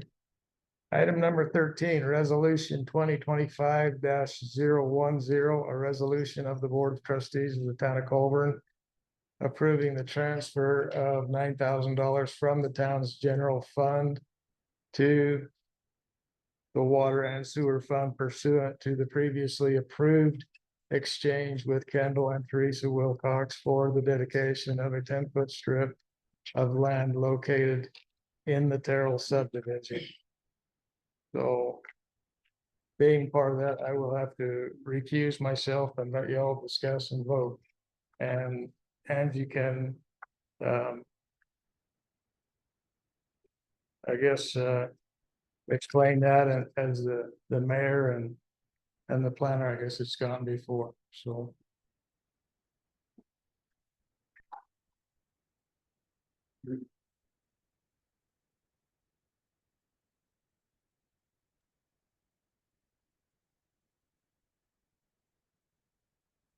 I motion we approve resolution 2025-010, a resolution of the Board of Trustees of the Town of Collbran approving the transfer of $9,000 from the town's general fund to the water and sewer fund pursuant to a previously approved exchange with Kendall and Teresa Wilcox for the dedication of a 10-foot strip of land located in the Terrell subdivision. I'd just like to explain to the public that, like in 2006 or 7, our mayor exchanged an easement he had purchased behind the park, a 10-foot easement. He exchanged it for water and sewer tap fees for his vacant lot. They reneged on the deal the next meeting after they approved it, and he's been fighting for 20 years to get somebody to. I'd like to correct that because, according to the minutes, the board did approve um, donation when he decided that he would like to donate it. And I was informed once I arrived in town that he wanted to donate it. So then we went ahead and produced this resolution to move forward with that donation. It was already prior approved by the board. The plat just was never proper filed with the county. And the reboundary plat was never filed with the county.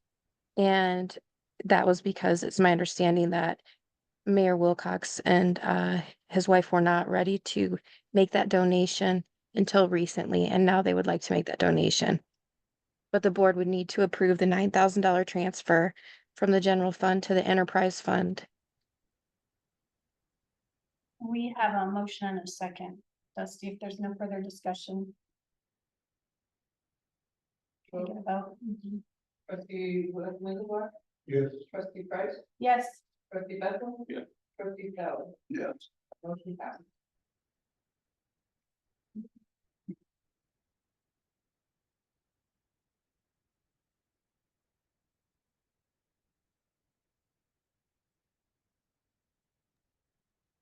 Dusty, can you let the mayor know that he can come back in? Yes, getting it now. Oh, thank you, sorry. No, you're good.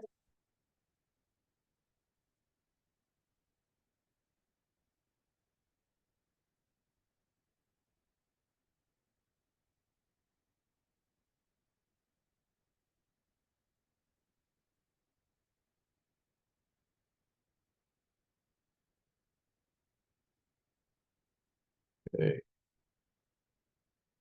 Item number 14, street dance invoice, budgetary requests and supplemental to the board approval. Hey. Oh, I'm sorry. It's okay, we're just together. Um, We're on 14. We're on 14. Roll. For April 9th, 2025, approval of 4th of July street closure request presented by Brandy Norsby. And then, since they're listed separately, I suppose we have to have two different.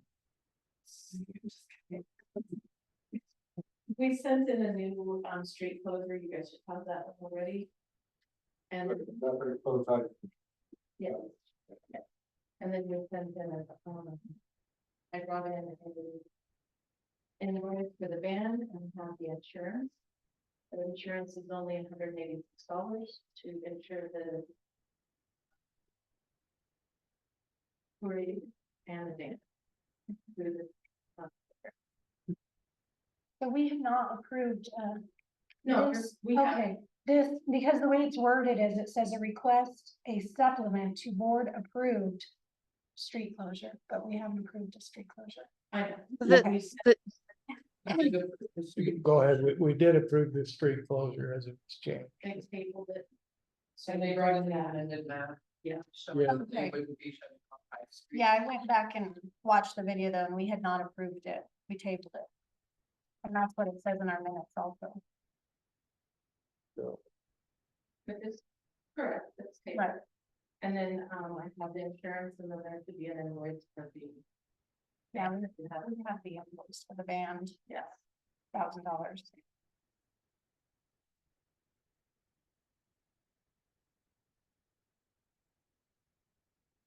Oh, thank you. For the next meeting. It actually believes that.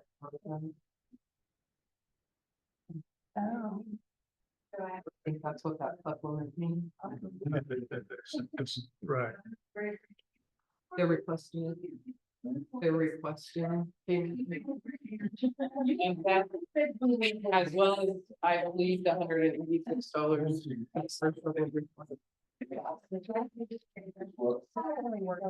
Yeah. Number 14. Not clear about. So we have to completely reword this. So we're approving a street closure on number 14. Yes. Okay, and you're asking for approval for the cost of insurance And the and the ban. And are you guys organizing the kids carnival? No, that's the church. Have you been in contact with them? The Molina Baptist Church. Okay. They said somebody was in contact with them, but they didn't know who. Wasn't.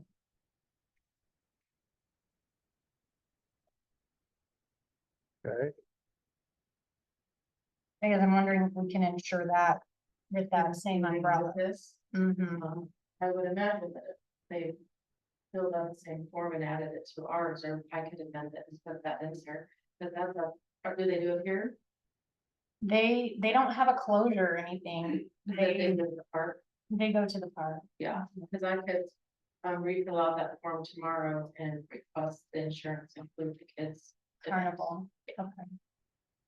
I think that's a good idea. So you're requesting insurance? Cover insurance, what is? So I have insurance, the insurance we requested is to cover the street dance and the, parade, so it's not uninsured. And it's, Dusty, you have this paperwork on this? it's right, It's special event insurance through the town insurance provider CERTA, and I just received the information from CERTA and provided the same to Brady earlier today. and we can add the kids event to that, I would just want to have it reach out.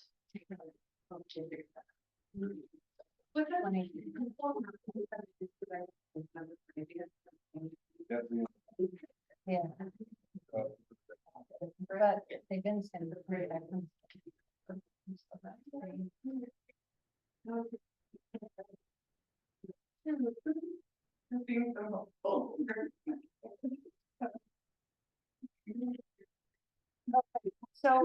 So just to clarify, because it's not clearly written on our agenda, you're asking in item 14 for approval of a street closure Yes, and $1,000 for a band yes, reimbursement.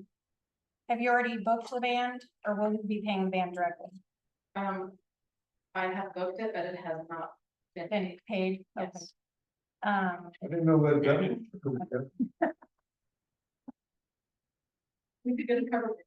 Yeah, and $189.45 for insurance. Yes, and then we can call, if you approve it and there's an additional, I can add that at a later date once we get the kids.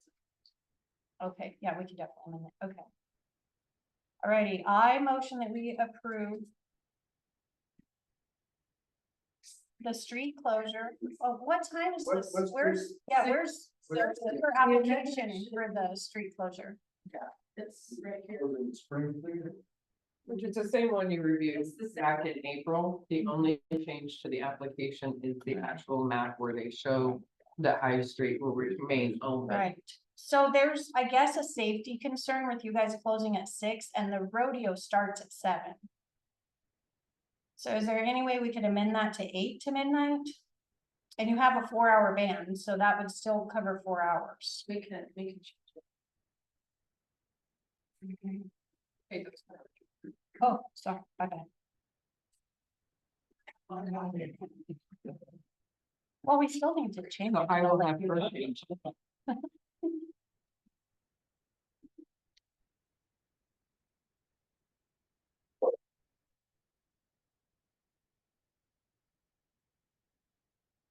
And the map does not include Spring Street.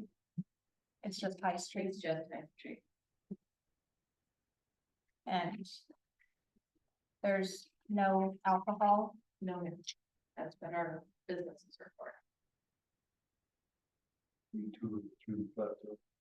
yeah, just come by the motel plateau and then High Street past the auditorium. It's always. Yeah.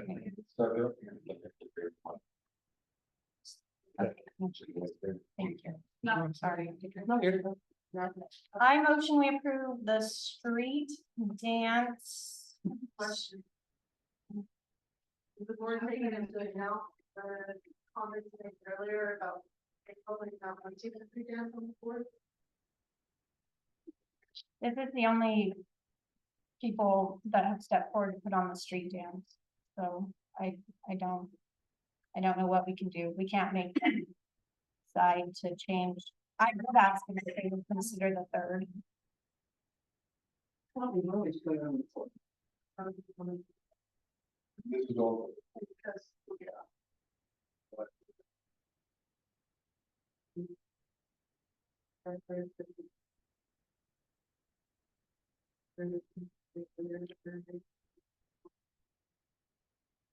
Non-usual years. People from them.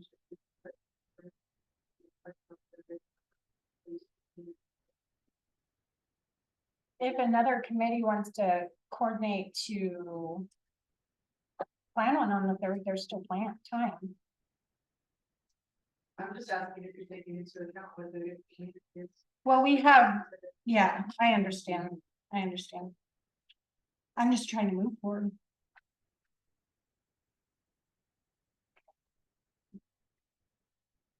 So I motion that we approve the street dance, street closure on July 4th from 8 to 12 p.m.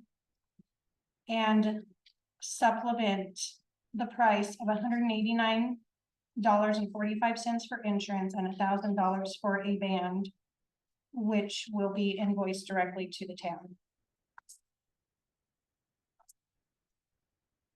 Okay, we have a motion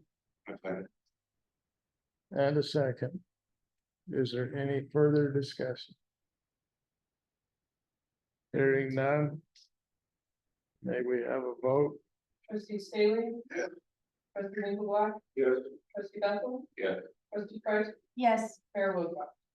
Yes. And for that, unanimous. Item number 15, street closure request Heritage Days Parade on the 4th of July presented by Brandy Wilsey. Yes. Where's both of them? Okay. So. Basically So I saw that you put in the application, maybe possibly the third. I think my best. So do you want it the third or the fourth? What day do we usually do the parade? The morning of the third at 10 or morning of the fourth? Thank you, Tammy. Gonna be the fourth after the pancake breakfast. During the pancake breakfast.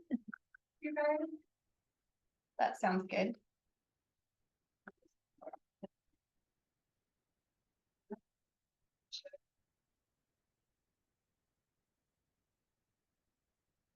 is that even a route? Is that a good idea? Is that a terrible idea? You guys are planning it. If we start on the plane and come around this way. And then when they exit, it'll just be back on the plane, you start working to turn around for the bus. Is that a bad idea? And all of the. The parade usually starts over, and then it's north down the street and around this way. And if we start on Spring Street on the side of the road and come out and head south and around here and then back at Main Street and exit back on Spring on the wrong side of the road, the entire part of the turn. What's your, My work, would you want Slater horse? Park and room for all of it. In the past, that's why they use the radio room for all of the heat line stuff. And then the other smart everybody that's for TV. So is there room to do that over for all of that? Or is it still? You know, maybe not, because the commercial stuff there and stuff like that. We have the room. It's the Main Street closure, but we can. If you could, all you have to do is tell people that work people would need. If you wanted to, for next week, would be at the rodeo. Right. Okay. I just don't really have enough room for the dealers. For our 6 floats. For 2.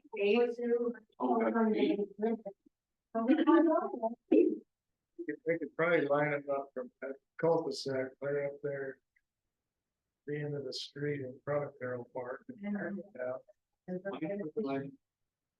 I think change is good, and I think we'll figure it out if it worked or not for next year. So streets Yes, closed for me then. Yes. Okay. Righty, I move to approve the street closure request for Heritage Days Parade on the 4th of July.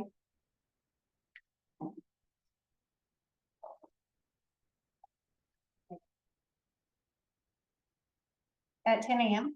Is it 10 a.m.? Yeah. No, the street closure, I'll have to close for that 9. The 9. request is from 9 to 11. Okay, from 9 to 11.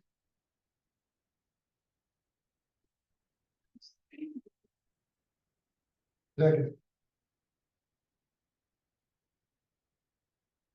Is that gonna mess, I mean, how does that work with you, Tammy? I mean. Does that work? Is it- My telephone is made for trailers and stuff. Cause I know the place that always use that as a staging area for stuff. Yeah, with Space there. Space you actually have. External.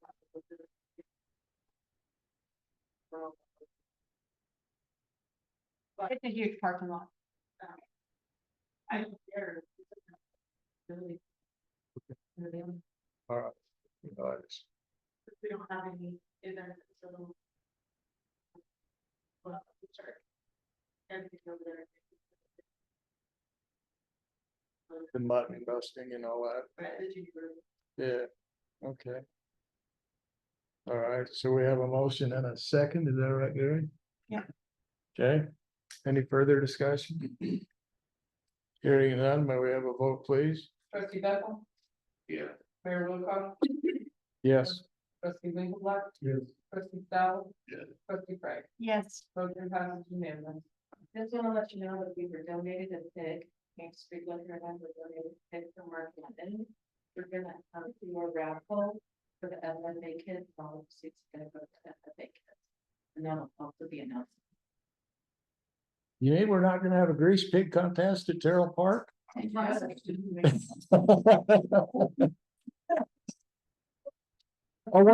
won 2 years in a row.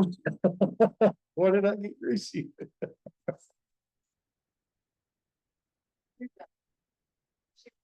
Thank you, appreciate it.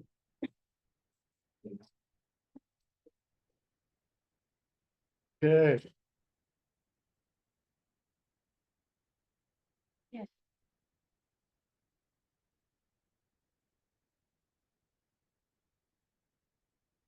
Like 6 floats usually.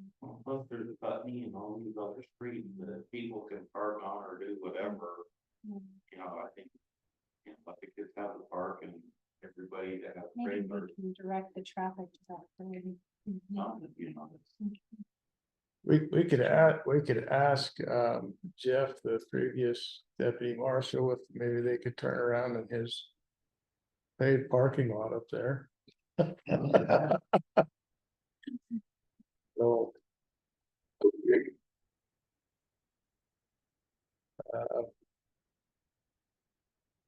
Item number 16, Heritage Days presentation on fireworks and ground show and band presented by Tammy Clark. Thank you for your patience. So you asked me to put together a proposal for our rodeo after party on July 4th. So I made it as short and simple as I could for you to look over. The point being to keep people entertained, on a Friday night. So after we looked at it, we looked into calling it the after party. What we'd like to do is immediately following the rodeo is, set off consumer sized fireworks for this time, we can't get a company to come in and do them, it's too short notice. And if we were to add a 4th of July fireworks event, it would cost us $45,000 for a company to do that on the 4th of July. So we are looking to do just consumer size fireworks in the arena. So there's two parts to that. First of all, we would like to request that the town of Collbran pay the Public Works Director, Mike Nichols, to attend the classes and test to become certified. And possibly all of the Public Works guys, you can mention maybe all three. It's really not that expensive for them to do, and that would be very beneficial to you as a board, because then they would be certified if you wanted to set off fireworks in December or New Year's or something like that. So that would actually be really beneficial to you if you had someone on the board certified to do that. I have spoken with Mike multiple times. He's interested in doing that. Looks like after I researched it, that cost would approximately be $200 for Mike to go, to take all 3 tests to be certified for aerials, ground, and safety tests. And then any other additional costs to approximate about $200. As far as the fireworks, Mike Nichols has spoken to Kevin Rich, and as soon as we get approval, we will put together a plan. He has said that he would be fine with us doing them over there. The only reason the fire department would not allow us to do it is with the red flag. Otherwise, it would be fine because we have the fire in place. Fire hydrants are there. We have the stock hoses, there's a lot of water available, and we would do them inside the arena. So we'd be as safe. Some ways maybe safer than terrible. Absolutely. And we're not shooting out huge rockets, so we don't need to worry about the number of feet as much. And so he said as soon as we put together a proposal, he would sign off on that. So we do have the fire marshal's or fire chief's approval as well. What I did request from you is that taking from your fireworks budgeted fireworks fund, the amount to pay for those fireworks, I put not to exceed $5,000. I think it would be way less than that, but I have not gotten the price completely for the show yet. So my proposal would be that if you chose to vote to say not to exceed, as soon as I got a price and an invoice, I would send it to you, and then you would approve that invoice, if that's how you would choose to do that. I think it will be much, much less than that because we're going with consumer size. But I don't have an actual price list yet. I'm working with Tri-State Fireworks. He's helping me out to figure out what exactly we need and what we would want.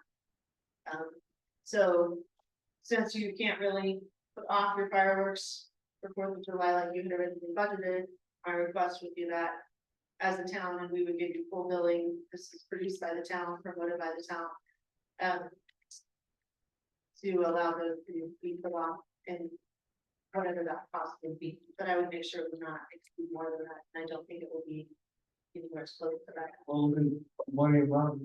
I could not, when I wrote this, I said not to exceed $5,000. I think it will be way less. 5,000. Yes. And we had budgeted 30. And you had originally budgeted like 31. Right. I think it will be way less than that, but I didn't, so I gave a larger number. And as soon as I get an actual price list, I would definitely send it over to you guys. So those are the two things that we talked about. Oh, and before I forget, the gentleman at Tri-State Fireworks that I was working with did say he would be more than interested to come in if you guys wanted to do a Christmas show, and it would only cost you about $12,000 to do it in Christmas rather than 4th of July. So just FYI. For you, and as you think about that in the future, they would have availability and the cost a fraction of what it costs in 4th of July for them to do a show. That would fit in your budget. Did Which they, has nothing to do with work, but I'm just appreciate it. Did they say what kind of notification they would need for the Christmas show? he didn't say, but if that's something you decide you want to talk to him about, I would have probably given the books. If that's something, but he did say it would probably run you between 12 and 15, depending on what kind of show you actually want to do, because it's a kind of an off season, version of 45 to 65,000 for 4th of July. Right. Just FYI for you guys, so that you're aware.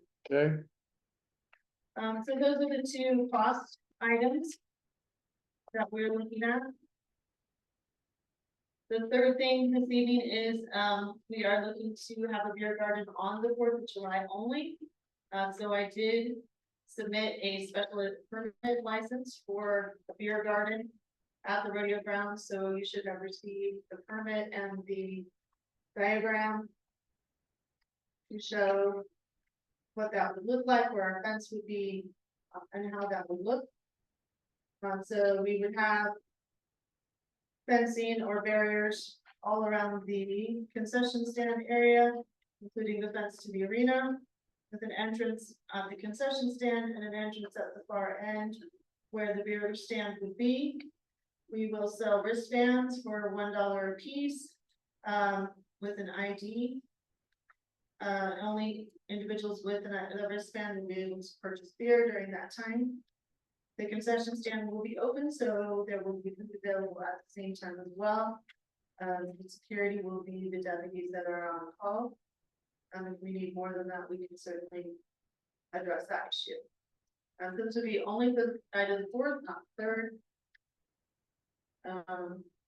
So we would like that approved, and I dropped off that with the check and all of the to my husband dropped that off today. So it needs to be filed, and you have to put it on the days or something. I notice it says on here, and band is band part of the Council rodeo. To bring in a band, I did not request that you pay for that. I'm hoping we have a sponsor to. If that doesn't work, we will do DJ music or maybe back in.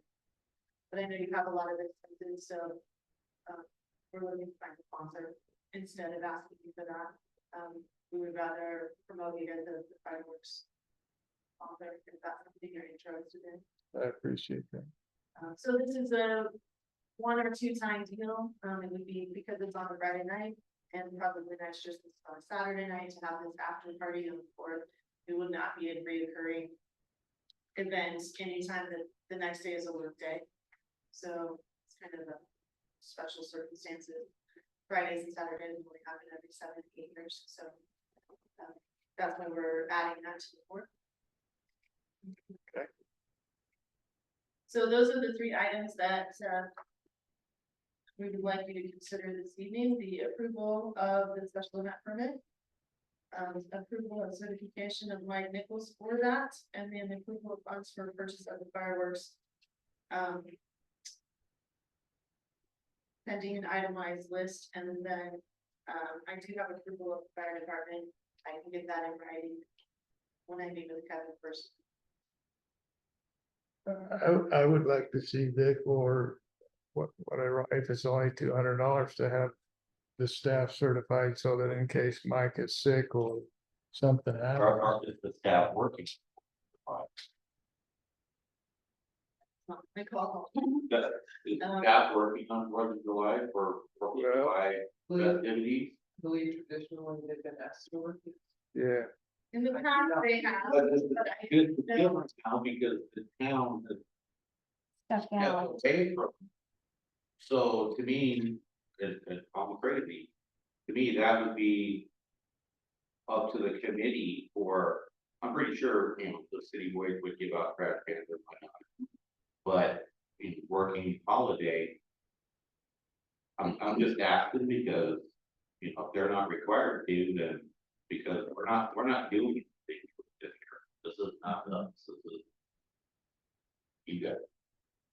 And for us at the rodeo grounds, they've always just been on call. Okay, well, it's 4th of Because July, it's so, not- you know what I mean? It's, I did I haven't talked with your Mike. your discussions with Mike, and He has not indicated anything about the day itself. When we talked about setting off fireworks that evening, he's not indicated that he did not want to do that. He has been interested in figuring out how we can do that. Whether that would be his personal time or whether that would be paid time. I guess we would all have to sit down and figure out how we want to do that. Next year, they're okay with, If I had the day off, I would take the day off for Fourth of July because I work 4th of July. You know what I mean? So I'm just.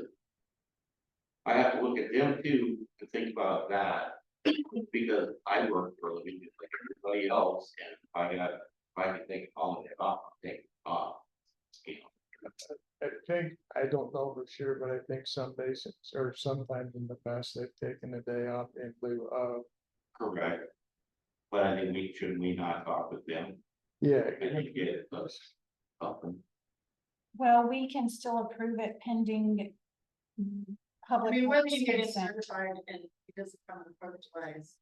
I think that's for your benefit as well, so Right. another time. We just want to make sure they have a clear choice. But, you know, that's up to him, and Yeah. anytime we have talked, I visited with them on Saturday, we went to the arena.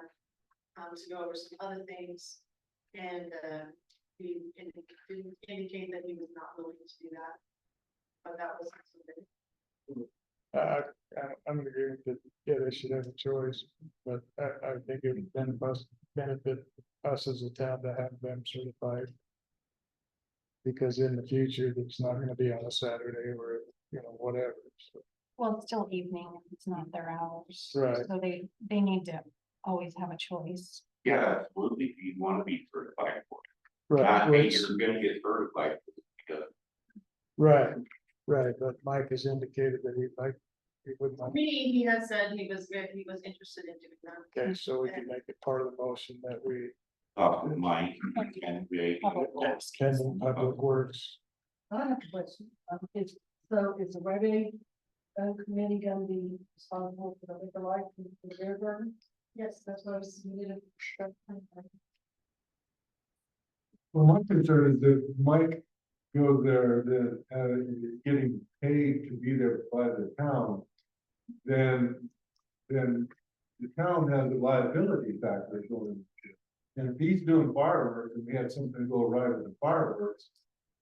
Because Mike is the one that's conducting the fireworks and he's working for the town, that implies that the town has some liability. Some And insurance. I'm reluctant to that. You know, I would like to point out here that Mike is not a pyrotechnic specialist, and someone doing fireworks should be a specialist with pyrotechnics. That's why they have the classes and the certification to do that. What were you trying to say, Tammy? Oh, our insurance, we have always additionally insured the town of Collbran, for $1 million. As well as the rodeo, they are additionally insured. Do you have to get additional insurance for fireworks? It's included, it will, but it can be included as well as regarding. Okay. Wilson, are you with us? It might take them a minute. Yes, what's the question? Well, my question is, Wilson, if we hire Mike to go in and get certified to conduct the fireworks, if there were to be something that went wrong with Mike, then would the town be liable for whatever took place because Mike is an employee and he was the one that was conducting the fireworks? That's a difficult hypothetical to answer under the circumstances. Hold on, I'm just trying to think through this. I mean, ideally, you would not want, we'd want to be using someone for that who is properly certified, and you know, knows how to handle pyrotechnics, and then you wouldn't be dealing with a possibility of an incident. If something did occur, I mean, frankly, it would be a better question for the town's for CIRSA and whoever the town works with for the town's CIRSA coverage. This isn't an area we typically deal with. I know it's possible that the town could still be protected in that instance, but it's really going to depend on, you know, the specific facts, and even with that hypothetical, I think there's still like too many other variables. Sorry, I know that's a Yeah, non-answer, but it's a difficult question. even though the rodeo committee has a $1 million policy for the rodeo and it covers this as well. Right, and that was my point with regard to services, like they would or that insurance. It's really a question of whether the particular incident you're talking about would fall under that coverage. It's really going to be up to the kind of insurance company to determine whether that would fall under the town's insurance. If it doesn't fall under the town's insurance, then that's a situation where the town could be held liable. But I don't know whether that would be covered with the particular policy that applies here.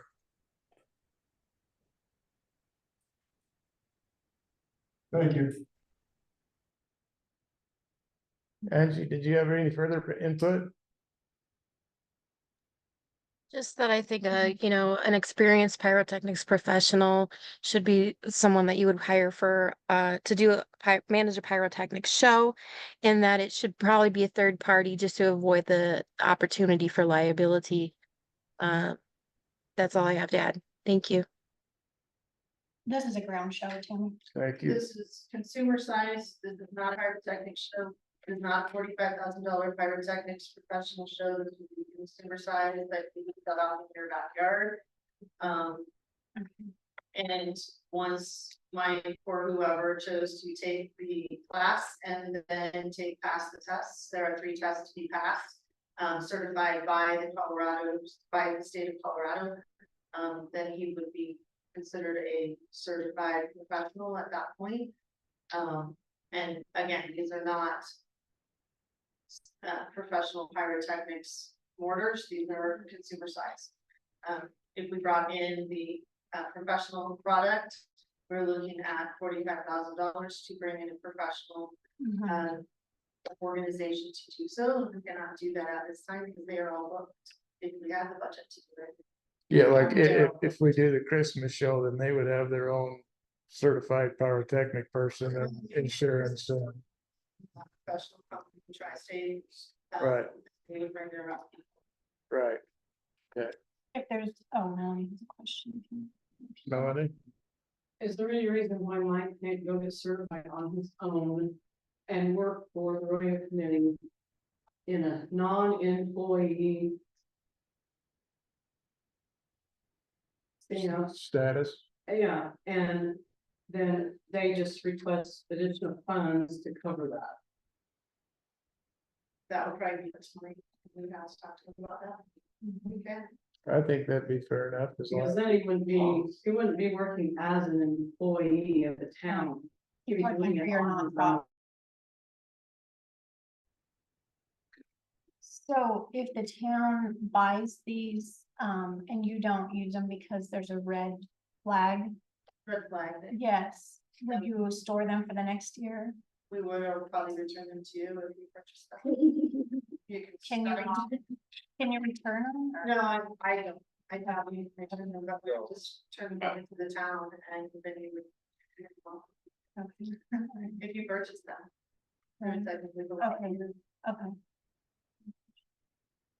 I was just gonna need to get some insight as to the certifications.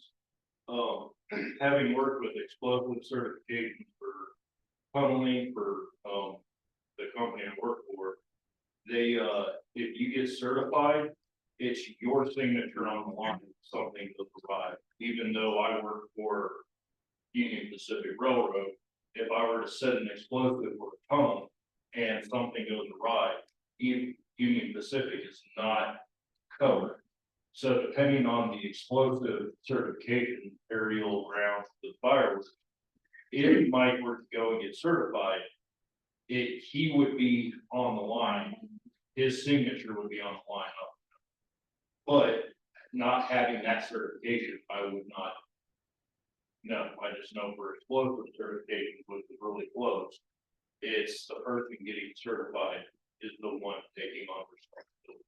I know years ago, I mean, Eric Bruton had a license and they set him up at Terrell Park and we participated in that, helping him, load the mortars or whatever.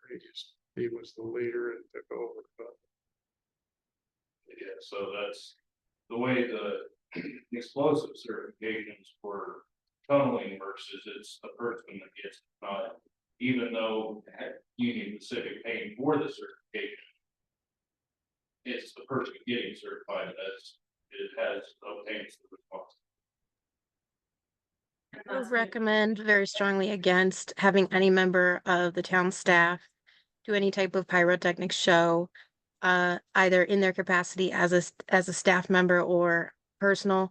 They are still a member of staff. There is some degree of liability, and that blurs the line.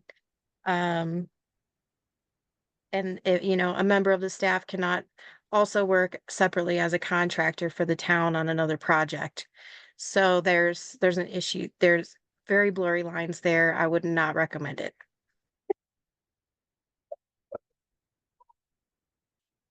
Very. No, that makes sense. We need to. Right, so what if we tonight approved the special event permit for the garden and did more table 2 and 3 for more information? Well, if we sit with too long, you're gonna miss out, it's me. And there are cases for the July. Yeah. Sounds like there's a lot of questions. Are any of you guys' husbands interested in getting the license? My husband already spent the entire 3 days at the rodeo. I'm not gonna ask him to do any more. And I can guarantee you will have the cow if I do. We can pursue it, but, I guess we'll see. If somebody else were willing to join the rodeo committee that were a member of the community, so to speak, or the valley to get certification, that would be okay too. I guess it'll be fine. I feel that, you know, I mean, I feel, first of all, we should not require Mike to do this. No, right, Mike wanted to do right, it, right. you know, and if you wanna do it, then do it, then he could do it as a private party, but if you wanna build in the cost of the his certification, what you're requesting per month, and build the cost into it, so it comes to him at no cost. But I would rather he do it not as an employee and understand that we don't require it. Right, Or any other staff members. right, right. Or, but fund, you know, fund the certification that the, as a contribution to you would be to agree to do. That's what I think.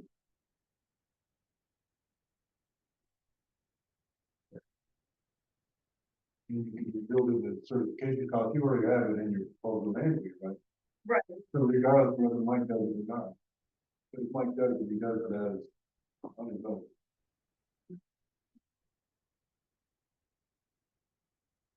So we could remove number 2 and approve number 1 and 3.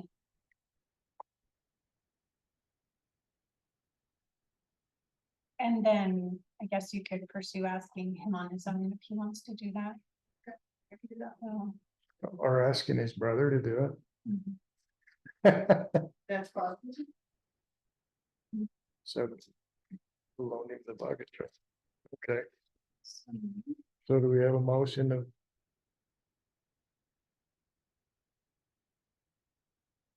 Well, I move that we approve the Heritage Day presentation of fireworks, ground show and band presented by Tim Clark.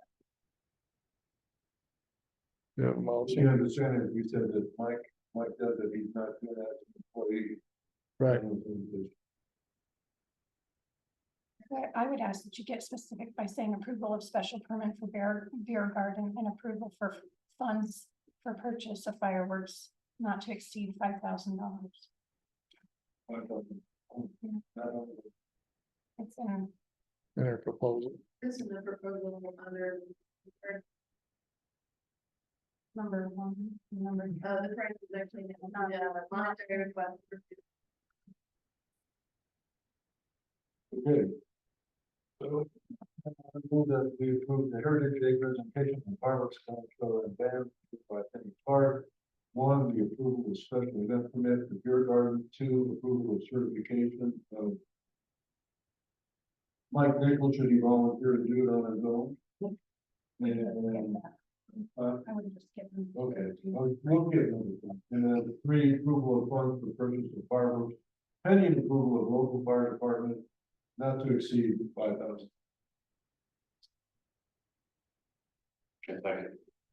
Okay, we have a motion and a second. Any further discussion? Hearing none, may we have a vote? Trustee Price, Yes. trustee Lindsay, trustee Sally. Yeah. Trustee Duffy. Yeah. Mayor Williams. Yeah, Motion passes unanimously. but I would strongly suggest that maybe his brother could set him off so that Mike's not involved in crossing any lines with the town, you know, as a staff member, and I don't want to put anything on his shoulders, but Plus, if they have the day off, then yeah, that's the way I look at it. okay. All right. Okay. Thank you. Thank you. 17. Trustee Price's request agenda items from April 9th, 2025 board meeting presented by trustee Price. So discussion on the surveillance camera, discussion on the monthly financial reports, request to add additional information and discussing of reimbursement to Plateau Valley Sewer District waterline expenditures. Yeah, I'm gonna ask that we table this agenda item and that we schedule a work session in the very near future for everybody to discuss as trustees what's important to them. Instead of coming one-on-one with staff and asking them. So that we can all kind of, but I can ask for that at the future agenda request that we schedule a work session. But right now I ask that I motion that we table agenda item number 17.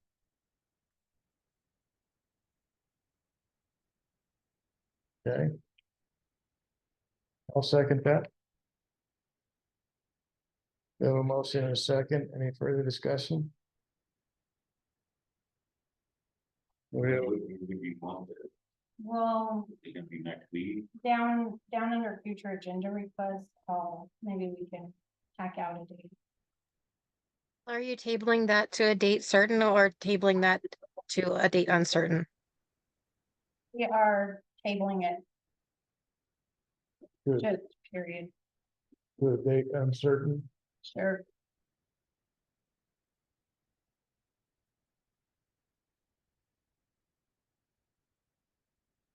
Okay. We'll vote. Trustee Battle. Yeah. Trustee Sally. Yeah. The Lindsay, trustee Price, Yes. Mayor Williams. Yeah. Okay, and the item number 18, water line or water attorneys interviews. Excuse me, Nazar Venice, Stack and Wambacher LLC. Jay Benoit. Lisa. Go ahead. Lisa Voorhees and B. Burns, Vega and Will attorneys. So- Lisa Voorhis, I could probably totally butcher that name, but she has decided to reschedule. She requested the reschedule. Mr. Mayor and I did CC you on that email, Okay, as well as Dusty. okay.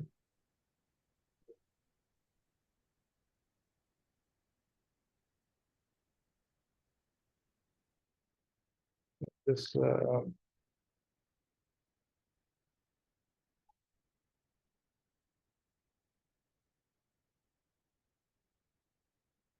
according to SERSA,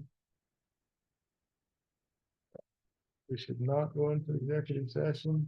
They don't have a session. Okay, So. Are the attorneys online? Good evening. This is Bill Wambacher on behalf of Nazarena Stack and Wambacher, and I'm here with my partner Sheila Stack as well. Good evening, all. This is Ryan Jarvis, JVAM. Okay. This is Pete Jacks from Burns Fuga and Will. All right.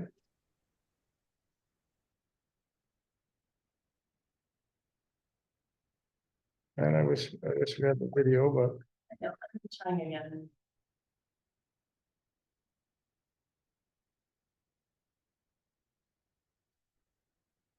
thank you, Carla.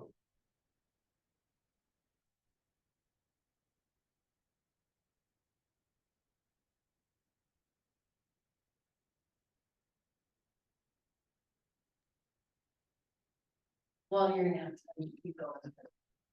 I guess in order,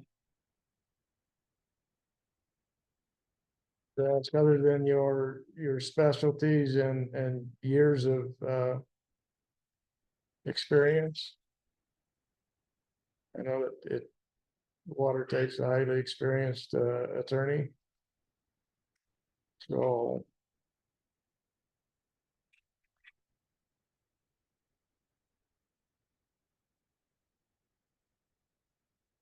I would say we have a ton of information on each one of you guys, so if you could each just take like 5 minutes to tell us what you would like us to know about you is what I would suggest. Because we have really good, complete information about each one of you guys. Is that okay with the board? Yeah, that's fine. So we want to start. You want to start with Nazavari, Stack, and Wambacher? Sorry about that. No, that's okay. It's Nazarena Stack and Wambacher. It's a mouthful. You're Nazarena. close. I apologize. No problem. Well, I'll give you a quick 5 minutes on us. So my name's Bill Wambacher. First of all, I've been a practicing water rights attorney for 15 years. My partner Sheila Stack is on the phone, and she has over 20 years of experience. Our firm basically just specializes in water rights. We do anything and everything water rights related. We have municipal clients, we have ditch company clients, we have mining clients, we have developer clients. We are active in the Front Range, we are active in the West Slope. We have wide-ranging experience in pretty much any type of water court application you can imagine, changes of water rights, OG plans, recharge rights, storage rights, you name it. So we have extensive water court experience. We also are active participants down at the state capitol on legislative matters related to water rights. We do that work both directly with the team of lobbyists and through the Colorado Water Congress. We've been doing that for quite some time. My partner Sheila does work in the stormwater space and water quality space as well. We also get involved with rulemakings before the CDPHE. We have extensive experience negotiating contracts related to water, whether those are easements or contracts between a municipal water provider and a ditch company. So we have, I mean, if you have a water issue, chances are we've seen it before on behalf of another client. So I guess I'll just say there, and I think we've got some pretty extensive information in the write-up that we provided as well, but happy to answer any questions. Can you tell me what you know about the town of water? I'm sorry, it was a little bit hard to hear that. Could you repeat that question? Yeah, can you tell me, do you know, have you researched what the town of Collbran, what our water and sewer system is? How we acquire our water and distribute the water? Are you familiar with our our water program? Yeah, we have looked at your comprehensive plan, the 2035 comprehensive plan that you all passed in 2011.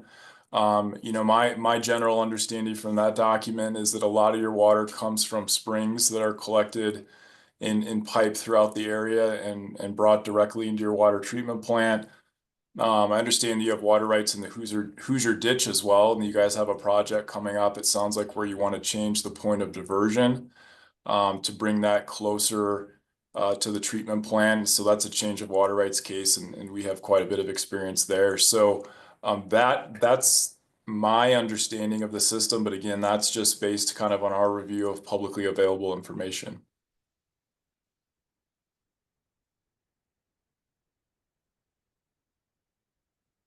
Can you tell me, I mean, you've done some research on what you just answered, why it is that you were interested in applying to be the, water attorney for the town of Collbran? What, motivated you to make the application? Yeah, great question. You know, we have a lot of experience in really big cases on the Front Range of Colorado. We have some clients that are doing some fairly cutting edge work in the South Platte River, and so we have cases where we'll get anywhere between 30 and 50 opposing parties to cases that we file. So we are experienced in some of the most challenging and litigious cases that are going on in water court in Colorado right now. And what we've realized over the years is we have a lot of this experience in this really litigious technical environment.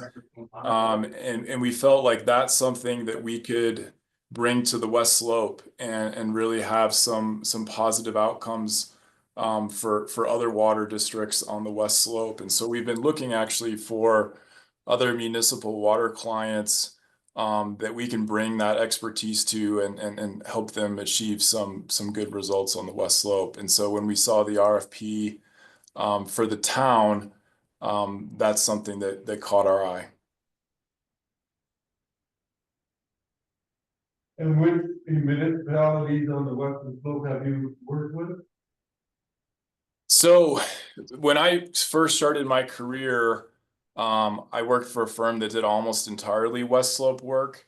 And so at that time, we represented Vail Resorts, we represented the Upper Eagle Regional Water Authority, Snake River Water District, Eagle River Water and Sanitation District. I since have moved firms, but I started my career basically doing exclusively West Slope work. We continue to have West Slope clients. So I have a client in the Gypsum area, I have a client in the Tabernash area. I have a ditch company client north of Gypsum. My partner Sheila, who's on the phone, she represents the Climax molybdenum mine in Leadville and does all their water rights work. And we're just hired a couple weeks ago to represent the town of Paonia, although we have not started that work yet.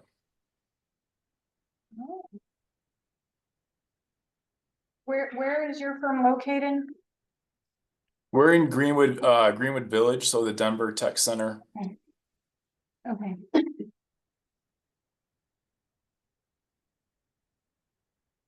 So I can't find the RFP right now, but it initially went out that it was a 2-year appointment, but water attorneys are typically not, that's the code, our personal and municipal code for a municipal attorney. So are you willing to sign a contract that would actually just be at will, or? Yeah, I don't think we have any expectations with respect to the timing. And I guess one thing I would say too is it sounds like, you know, the one big case you guys have is this change of water rights case. And, you know, I know things moved a little bit differently speed wise on the West Slope and the Front Range, but typically on the Front Range, those types of cases take anywhere between 2 to 3 years to get accomplished. I would hope that on the West Slope with fewer opposers, it wouldn't take that long, but a case like that, you know, could take a year or two for sure to get accomplished.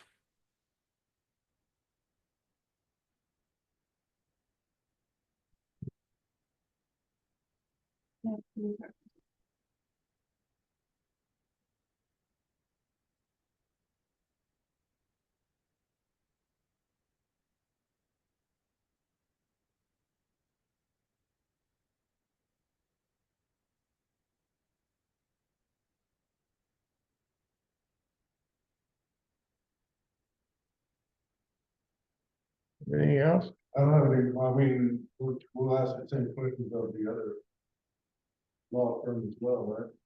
Okay, I don't have any other questions myself for this. all right.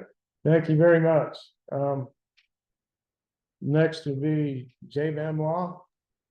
Yes, good evening, Ryan Jarvis, JVAM.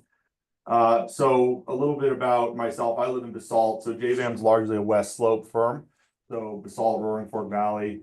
We're primarily centered in the Roaring Fork Valley. We do have an office or in Buena Vista and Salida, so the upper Roaring Fork Valley, but the vast majority of our folks live and work in the Roaring Fork Valley. I'm one of the partners here, so I lead our water law team. So largely I'm involved in every water rights matter that we're engaged in. We represent municipalities, private landowners, government districts, special districts, really in any effort to acquire, maintain, develop, protect water rights. So a lot of, like I think you heard from Bill there, a lot of water court work, a lot of contracts, negotiation, whether that's ditch related agreements, well related agreements, water sharing agreements, anything like that. Change cases. Sounds like you all have a change case that you need to adjudicate here in the near future. You know, we're currently involved in about 25 active water cases, I think, here on the Western Slope. And when I say the Western Slope, a lot of Division 5, so that's Colorado River Basin, which you all are in. We also do stuff in the White and the Yampa and the Gunnison. Some in the upper Arkansas Basin on the other side of the divide. As far as, you know, kind of so you can get a sense of some of our clients and the kind of work we do. We represent the town of Basalt, Marble Water Company, that's the municipal water supplier in Marble, Colorado Mountain College, which has their own water supply. It's at least some of their campuses.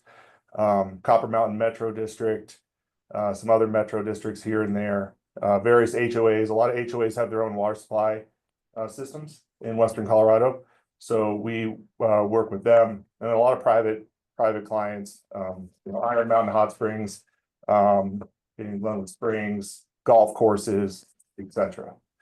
You know, I've been doing this for about 15 years, practicing pretty much exclusively on the Western Slope.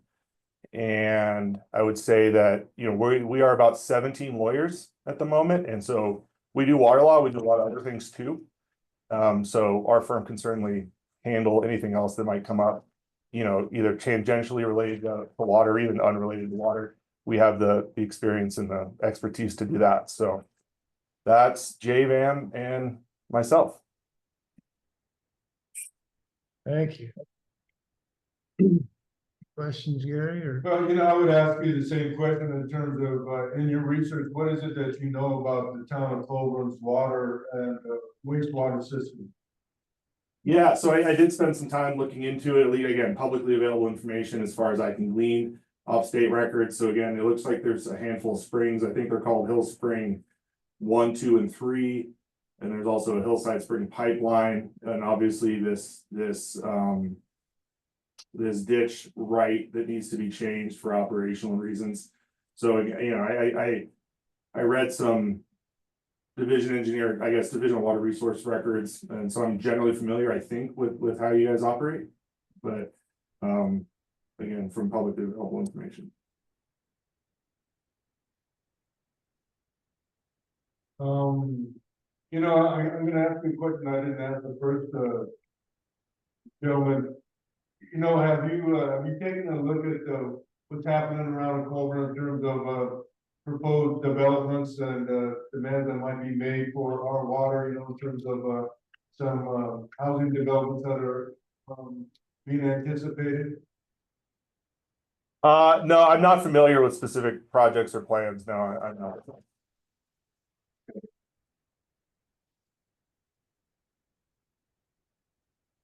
And what motivated you to submit an application here with the town of Collbran? Sure, yeah, it's a great question, and I think, like I mentioned, I represent quite a few governmental or quasi-governmental, or kind of, I guess I'd call them institutional clients. And in my experience, really being able to get engaged with a client, understand where they're at, where they're trying to go, what their issues are. I really enjoy that work. It really trying to craft solutions. And I think, towns or other kind of entities, you can do that better than maybe a one-off client who's, trying to develop a large slice of their house or something.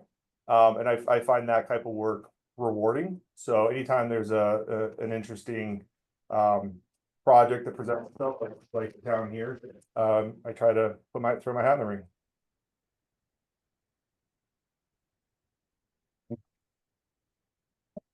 Both you gentlemen, see you both here, have either one of you been to Collbran? I've certainly driven through. I haven't spent much time there. But being on the western slope, I've certainly driven through.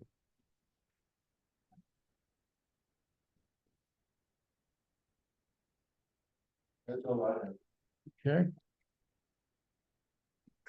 You're good, good. All right, Byron Spiga and Will attorneys. Good evening. Thanks for your time, everybody. This is Pete Jacks from Burns Feig and Will. Sounds like you guys have reviewed the RFP pretty thoroughly, so I won't go into too much detail. That's going to be repetitive there. But Burns Feig and Will is another Front Range based firm. We're in Greenwood Village as well, down in the tech center. Our water practice is mainly in Division 2, which is the Arkansas Basin. We represent the Southeastern Colorado Water Conservancy District down there.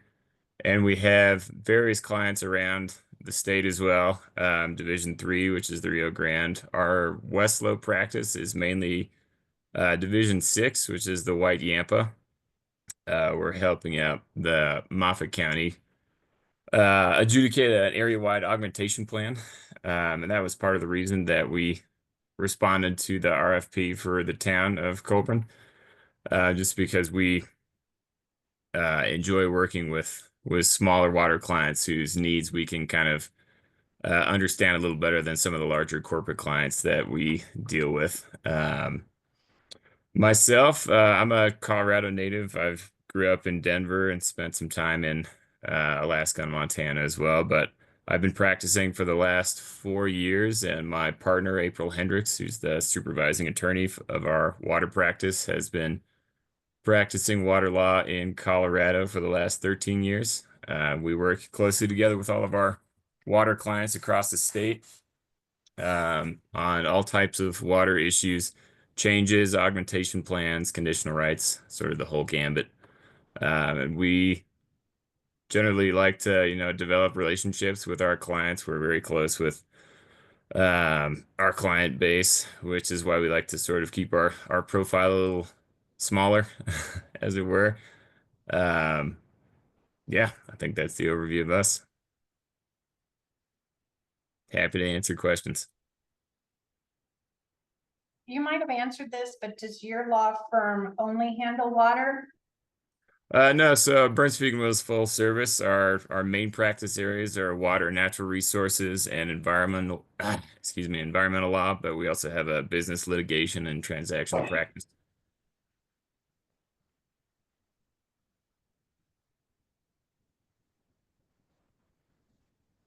Okay.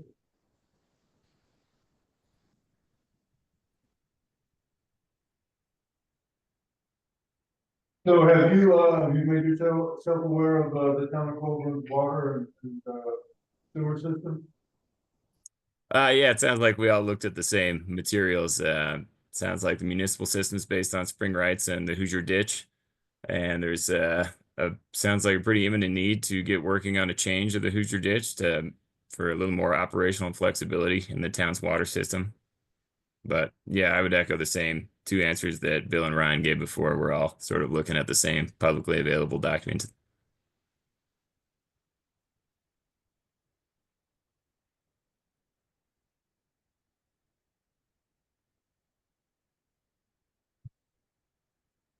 So we've also had a request to have a housing development are you aware of that housing development that has, been requested by the town of Collbran?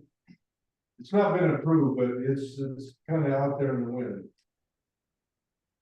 So I'm not aware of that specific project. I haven't researched too much into that, but that's part of some of the issues we're working on with our clients in Division 6, Moffat County. They're anticipating, I'm sure they're facing the same issues that Collbran is. More development, more people moving in, so they're trying to accommodate for future growth. Yeah, the preliminary sketch has been approved and the feasibility study's been done. But it hasn't gone any further than that I'm aware of. Probably with the in the planning stages. So I have a question for you, and it might not be an attorney question, and any of you can jump in and answer, but we're all fairly new board members, and in reviewing the information, I cannot find the last time that a water tap and sewer tap fee was increased with our municipality. Is that something you guys, and also we were in a 90-day moratorium to which has not been readdressed, and it's expired now, that we not sell anymore. There was nothing to protect our water tap fees, to protect somebody from coming in and buying 10 lots and purchasing at today's water tap fees and not coming back to get that deal 10 years later, like locking in today's price. So we need a complete study and upgrade of our water tap fees, sewer tap fees, and like a 6-month or 8-month time that they can build. Is that something an attorney can help us, a water attorney can help us design?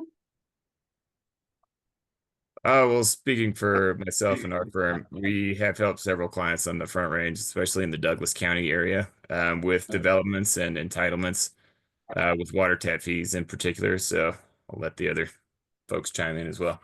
I'd like to jump in and just add a factoid for your information.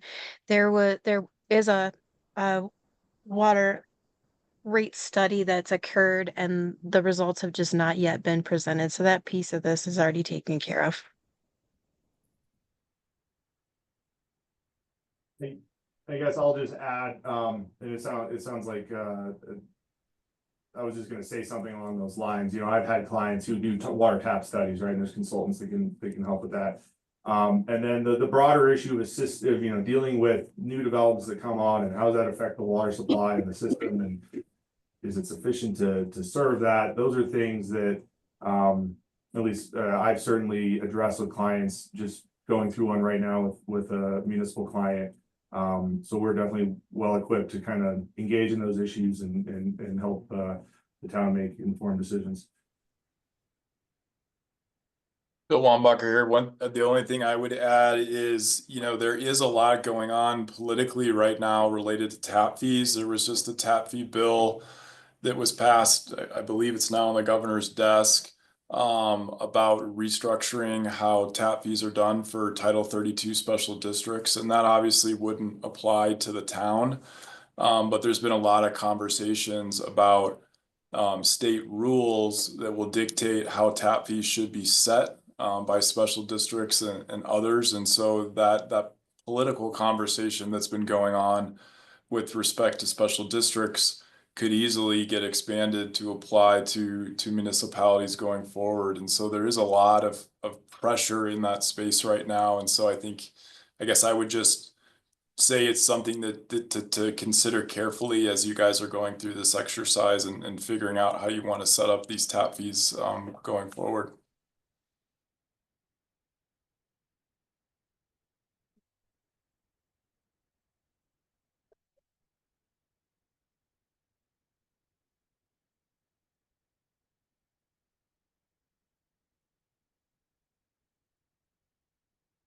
Any other discussion or question?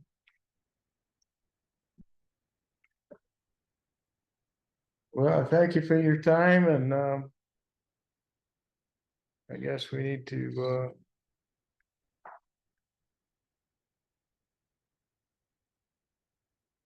schedule a work session or a special meeting that we need to interview a fourth attorney, but I guess we'll keep all of your information and get back to you. That Good, sounds thank you. reasonable. Sounds good. Thank you. Thanks for your time this evening. Thank you for your time. Appreciate it. Bye. Good night. Mr. Mayor and trustees, I would like to state that the other applicants, submittal was, as you can see in the board packet, the applicant that requested to reschedule her interview, it just was not responsive to the RFP. It didn't appear as though she had any water law focus or specialty. There was no phone number or email address provided. It was sent via mail and it was responsive to a RFP from 2024 June for the town attorney recruitment. It was not responsive at all to the RFP. I just wanted to. Okay, well, so moving forward, what would your suggestion be, Angie, with the interviewees tonight? Well, considering that her proposal was not responsive to the RFP, I would recommend not considering her as an applicant for the town water attorney role. And also considering that she did not appear in her application materials to have any such water specialty. I would not recommend considering her for the position.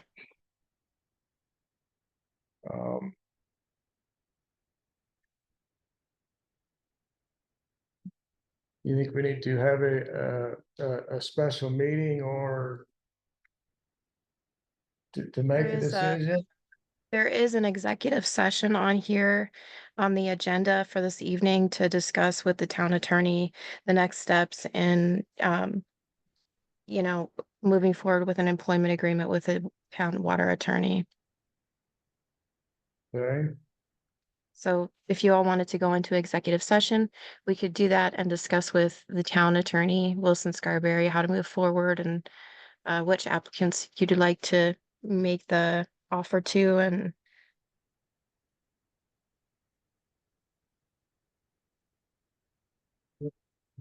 but that's up to the board.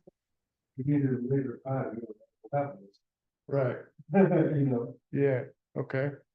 That's a good point.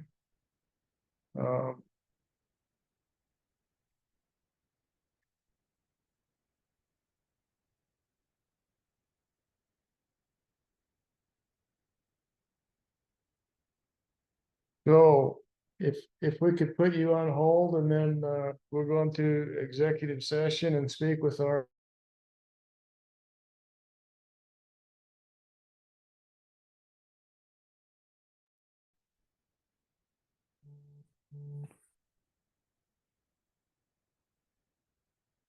current legal or town attorney and to help us advise. And certainly, Mr. Mayor and trustees, if you wanted to go into that executive session, we could then reach out to, let the attorneys enjoy the rest of their evening and reach out to them tomorrow, extending an offer, should you decide that you'd like to do that in executive session.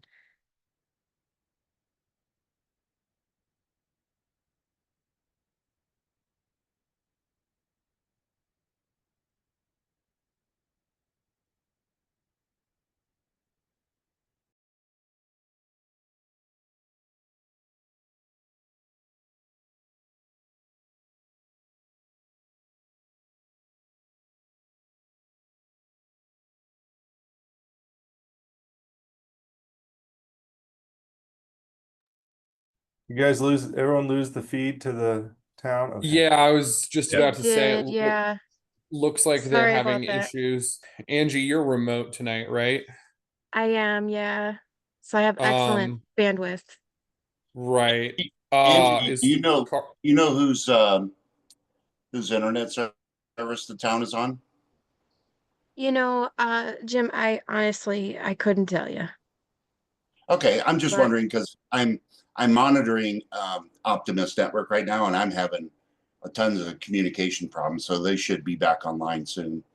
They'll I hop back on here don't think shortly. it's Optimist. And this is Denise Seals. I want to thank you all for attending and staying so late for your interviews. Oh, there they are, signing back on. There they are.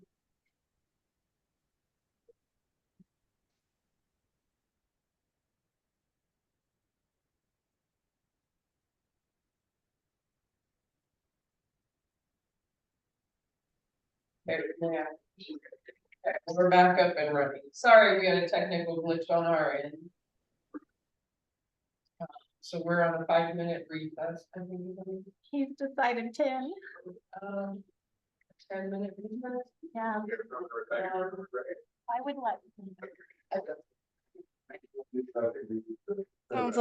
Sounds like they're on a recess for 5 or 10 minutes.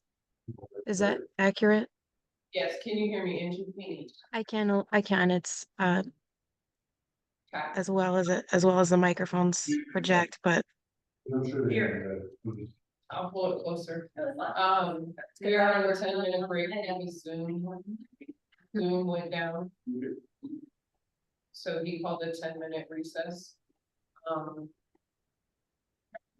did the board make a decision on if they wanted to go into executive session yet, or can we let these folks enjoy the rest of their evening?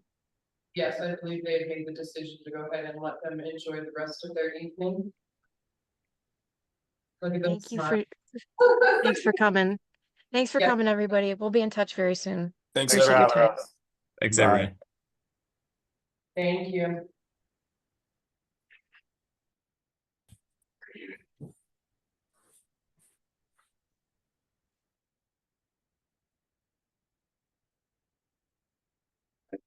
And clearly you're gonna kick us out, so. Yeah, so, okay. Yeah. Okay. Sounds good, I appreciate it. Yeah, and I see that. Or if you want to be done, I bet you could ask Kendall to sign what you approved. Bet you could. It needs and all that stuff. Oh. Okay, Uh, okay. I'll be on by sometime or Are another. you tomorrow, Dusty? Is tomorrow one of your days? Typically a month. Say, it's like it was meant to be. It all works out. Okay, thank you guys. Thanks for Hey, folks, who's got cows on your property? Those are yours? Yeah, They act like a bunch of cows. they, when you turn around, it looks like a lot, there really isn't that many there, but they made it to the cemetery. Old Dowdy had his little, well, he said they knocked it down, but I'm pretty sure the gate was open. I didn't know about it, so he called me that first morning and they were, all over the place, but they, So there's that section right behind where, I mean, it's still in my property, but it's on that side that the fence is looking pretty. Yeah. right. When Craig had them, that's you know, I built a big center with that little part of my yard, you know. So we have that part of the fence, but they, just below that and above it, they were getting out. I hope not to starve them hard enough to take fences down. That's my plan this year. Okay, We'll see how that goes. all right. Thank you guys. Have a good night. All right, thank you. Hey, if you guys are going into executive session, are you gonna come back or? Because every time, well, last couple times, I think when you go into executive session, the Zoom call ends and I can't watch the rest of the meeting. Yeah, the regular meeting will be paused. And then we'll restart once we come back from executive session. Is the session gonna be open and paused, or how will I know to come back in? And paused. Okay, Usually disconnected. It Well, usually disconnects, so it will disconnect because we can't be in 2 different Zoom meetings on the same account at one time. So we can't pause the meeting, so it will actually, the Zoom meeting will go away. And then it will come back up once we leave executive session and come back in, and there's not really a defined or definitive time in which that will occur.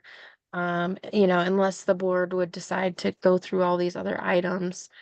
prior to going into the executive session. That could happen too, but that would Well, be that's- determined after they come back from their recess. Well, of course, that's what I would suggest. And Dusty, can you remind me, I remember there was a vote earlier on canceling or tabling at least one of the exec sessions. Are we just doing the exec session on the town attorney and not on the issues with Optimus? Or sorry, on the water attorney and not on the issues with Optimus? I don't think there was a vote held to delay or table the executive sessions, it was just on the consent. Okay. I couldn't remember because there was a lot of back and forth there, so thank you for clarifying. Hey, just a question, if anybody knows, who's providing internet service to town hall? Is that Optimus? No, Elite, Elite? Okay. yeah, Kindle tested the download speed and it's very, very low. Yeah, I'm actually monitoring right now traffic through Optimus, and they do have their internet connection is kind of unstable. So I'm not sure if Elite is having the same problem or not, but I noticed that the town's availability was low. Right now it's full. You got 4 bars, so I'm just trying to collect information so I can troubleshoot anything that's weird. now just anytime I've done a speed test in here without being plugged into a 5E jack, it's been a third probably, but then I don't know if they offer a higher tier, you know, or a faster speed either. Yeah. And from what I understand, they just have radio, they don't have any fiber. Optimus is the only one that has fiber, but the most stable, of course, is at this point Starlink. Until the mid-mile project is complete and Yeah. Starlink, but I go to the whole town, school district for Kersey School District, they run their entire school district off of Starlink. yeah, So I switched over to Starlink and I take Zoom calls every morning. And with having a son who's a gamer and a wife who likes streaming Netflix, I can take a Zoom call for work. Well, both of them are running the internet and we've had no lag whatsoever. but my neighbor's the same, my next door neighbor is the same way, and his wife runs a business out of the home. And he didn't realize his previous provider was, he was streaming movies, but they were 320 pixel or whatever. And so when he went to Starlink, it was, you know, 4K or HD, whatever, like he was at the movie house, so. Yeah, because I mean, my grandparents and mom and dad have lived up here for years. They tried just about every single one.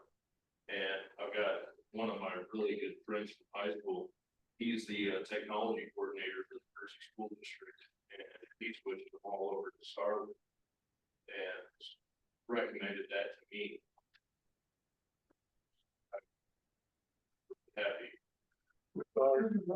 Athletic Clinic and Job Corps, I believe the high school has Starlight. I saw it, it's, It's crazy. there's been some. Yeah, has the town of Collbran considered switching over? Not Collbran, so. Yeah,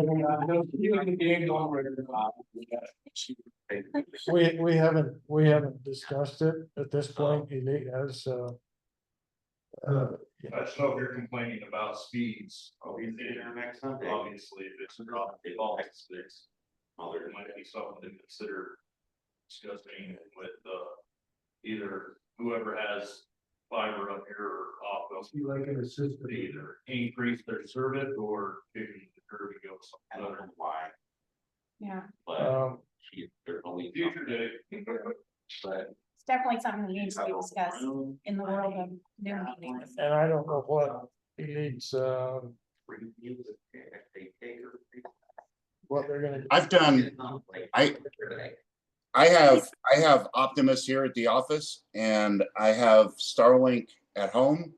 And I've worked with, not for directly Elite, but I can assure you that every internet service provider does have their issues, but, Yeah. so a preference, whatever, but, I've seen issues with all of them. I can agree that, Starlink probably, I've had the least amount of issues, and that's only because I'm not at home most of the time. Like 120. Like 120. Oh, we've got it.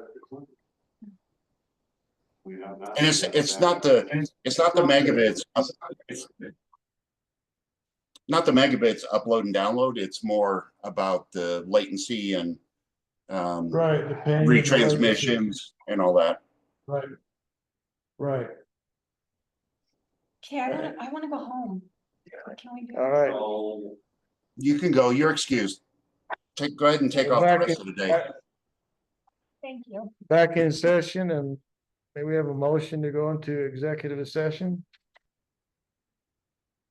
I move that we go into executive session to pursuant to CRS 24-6-402.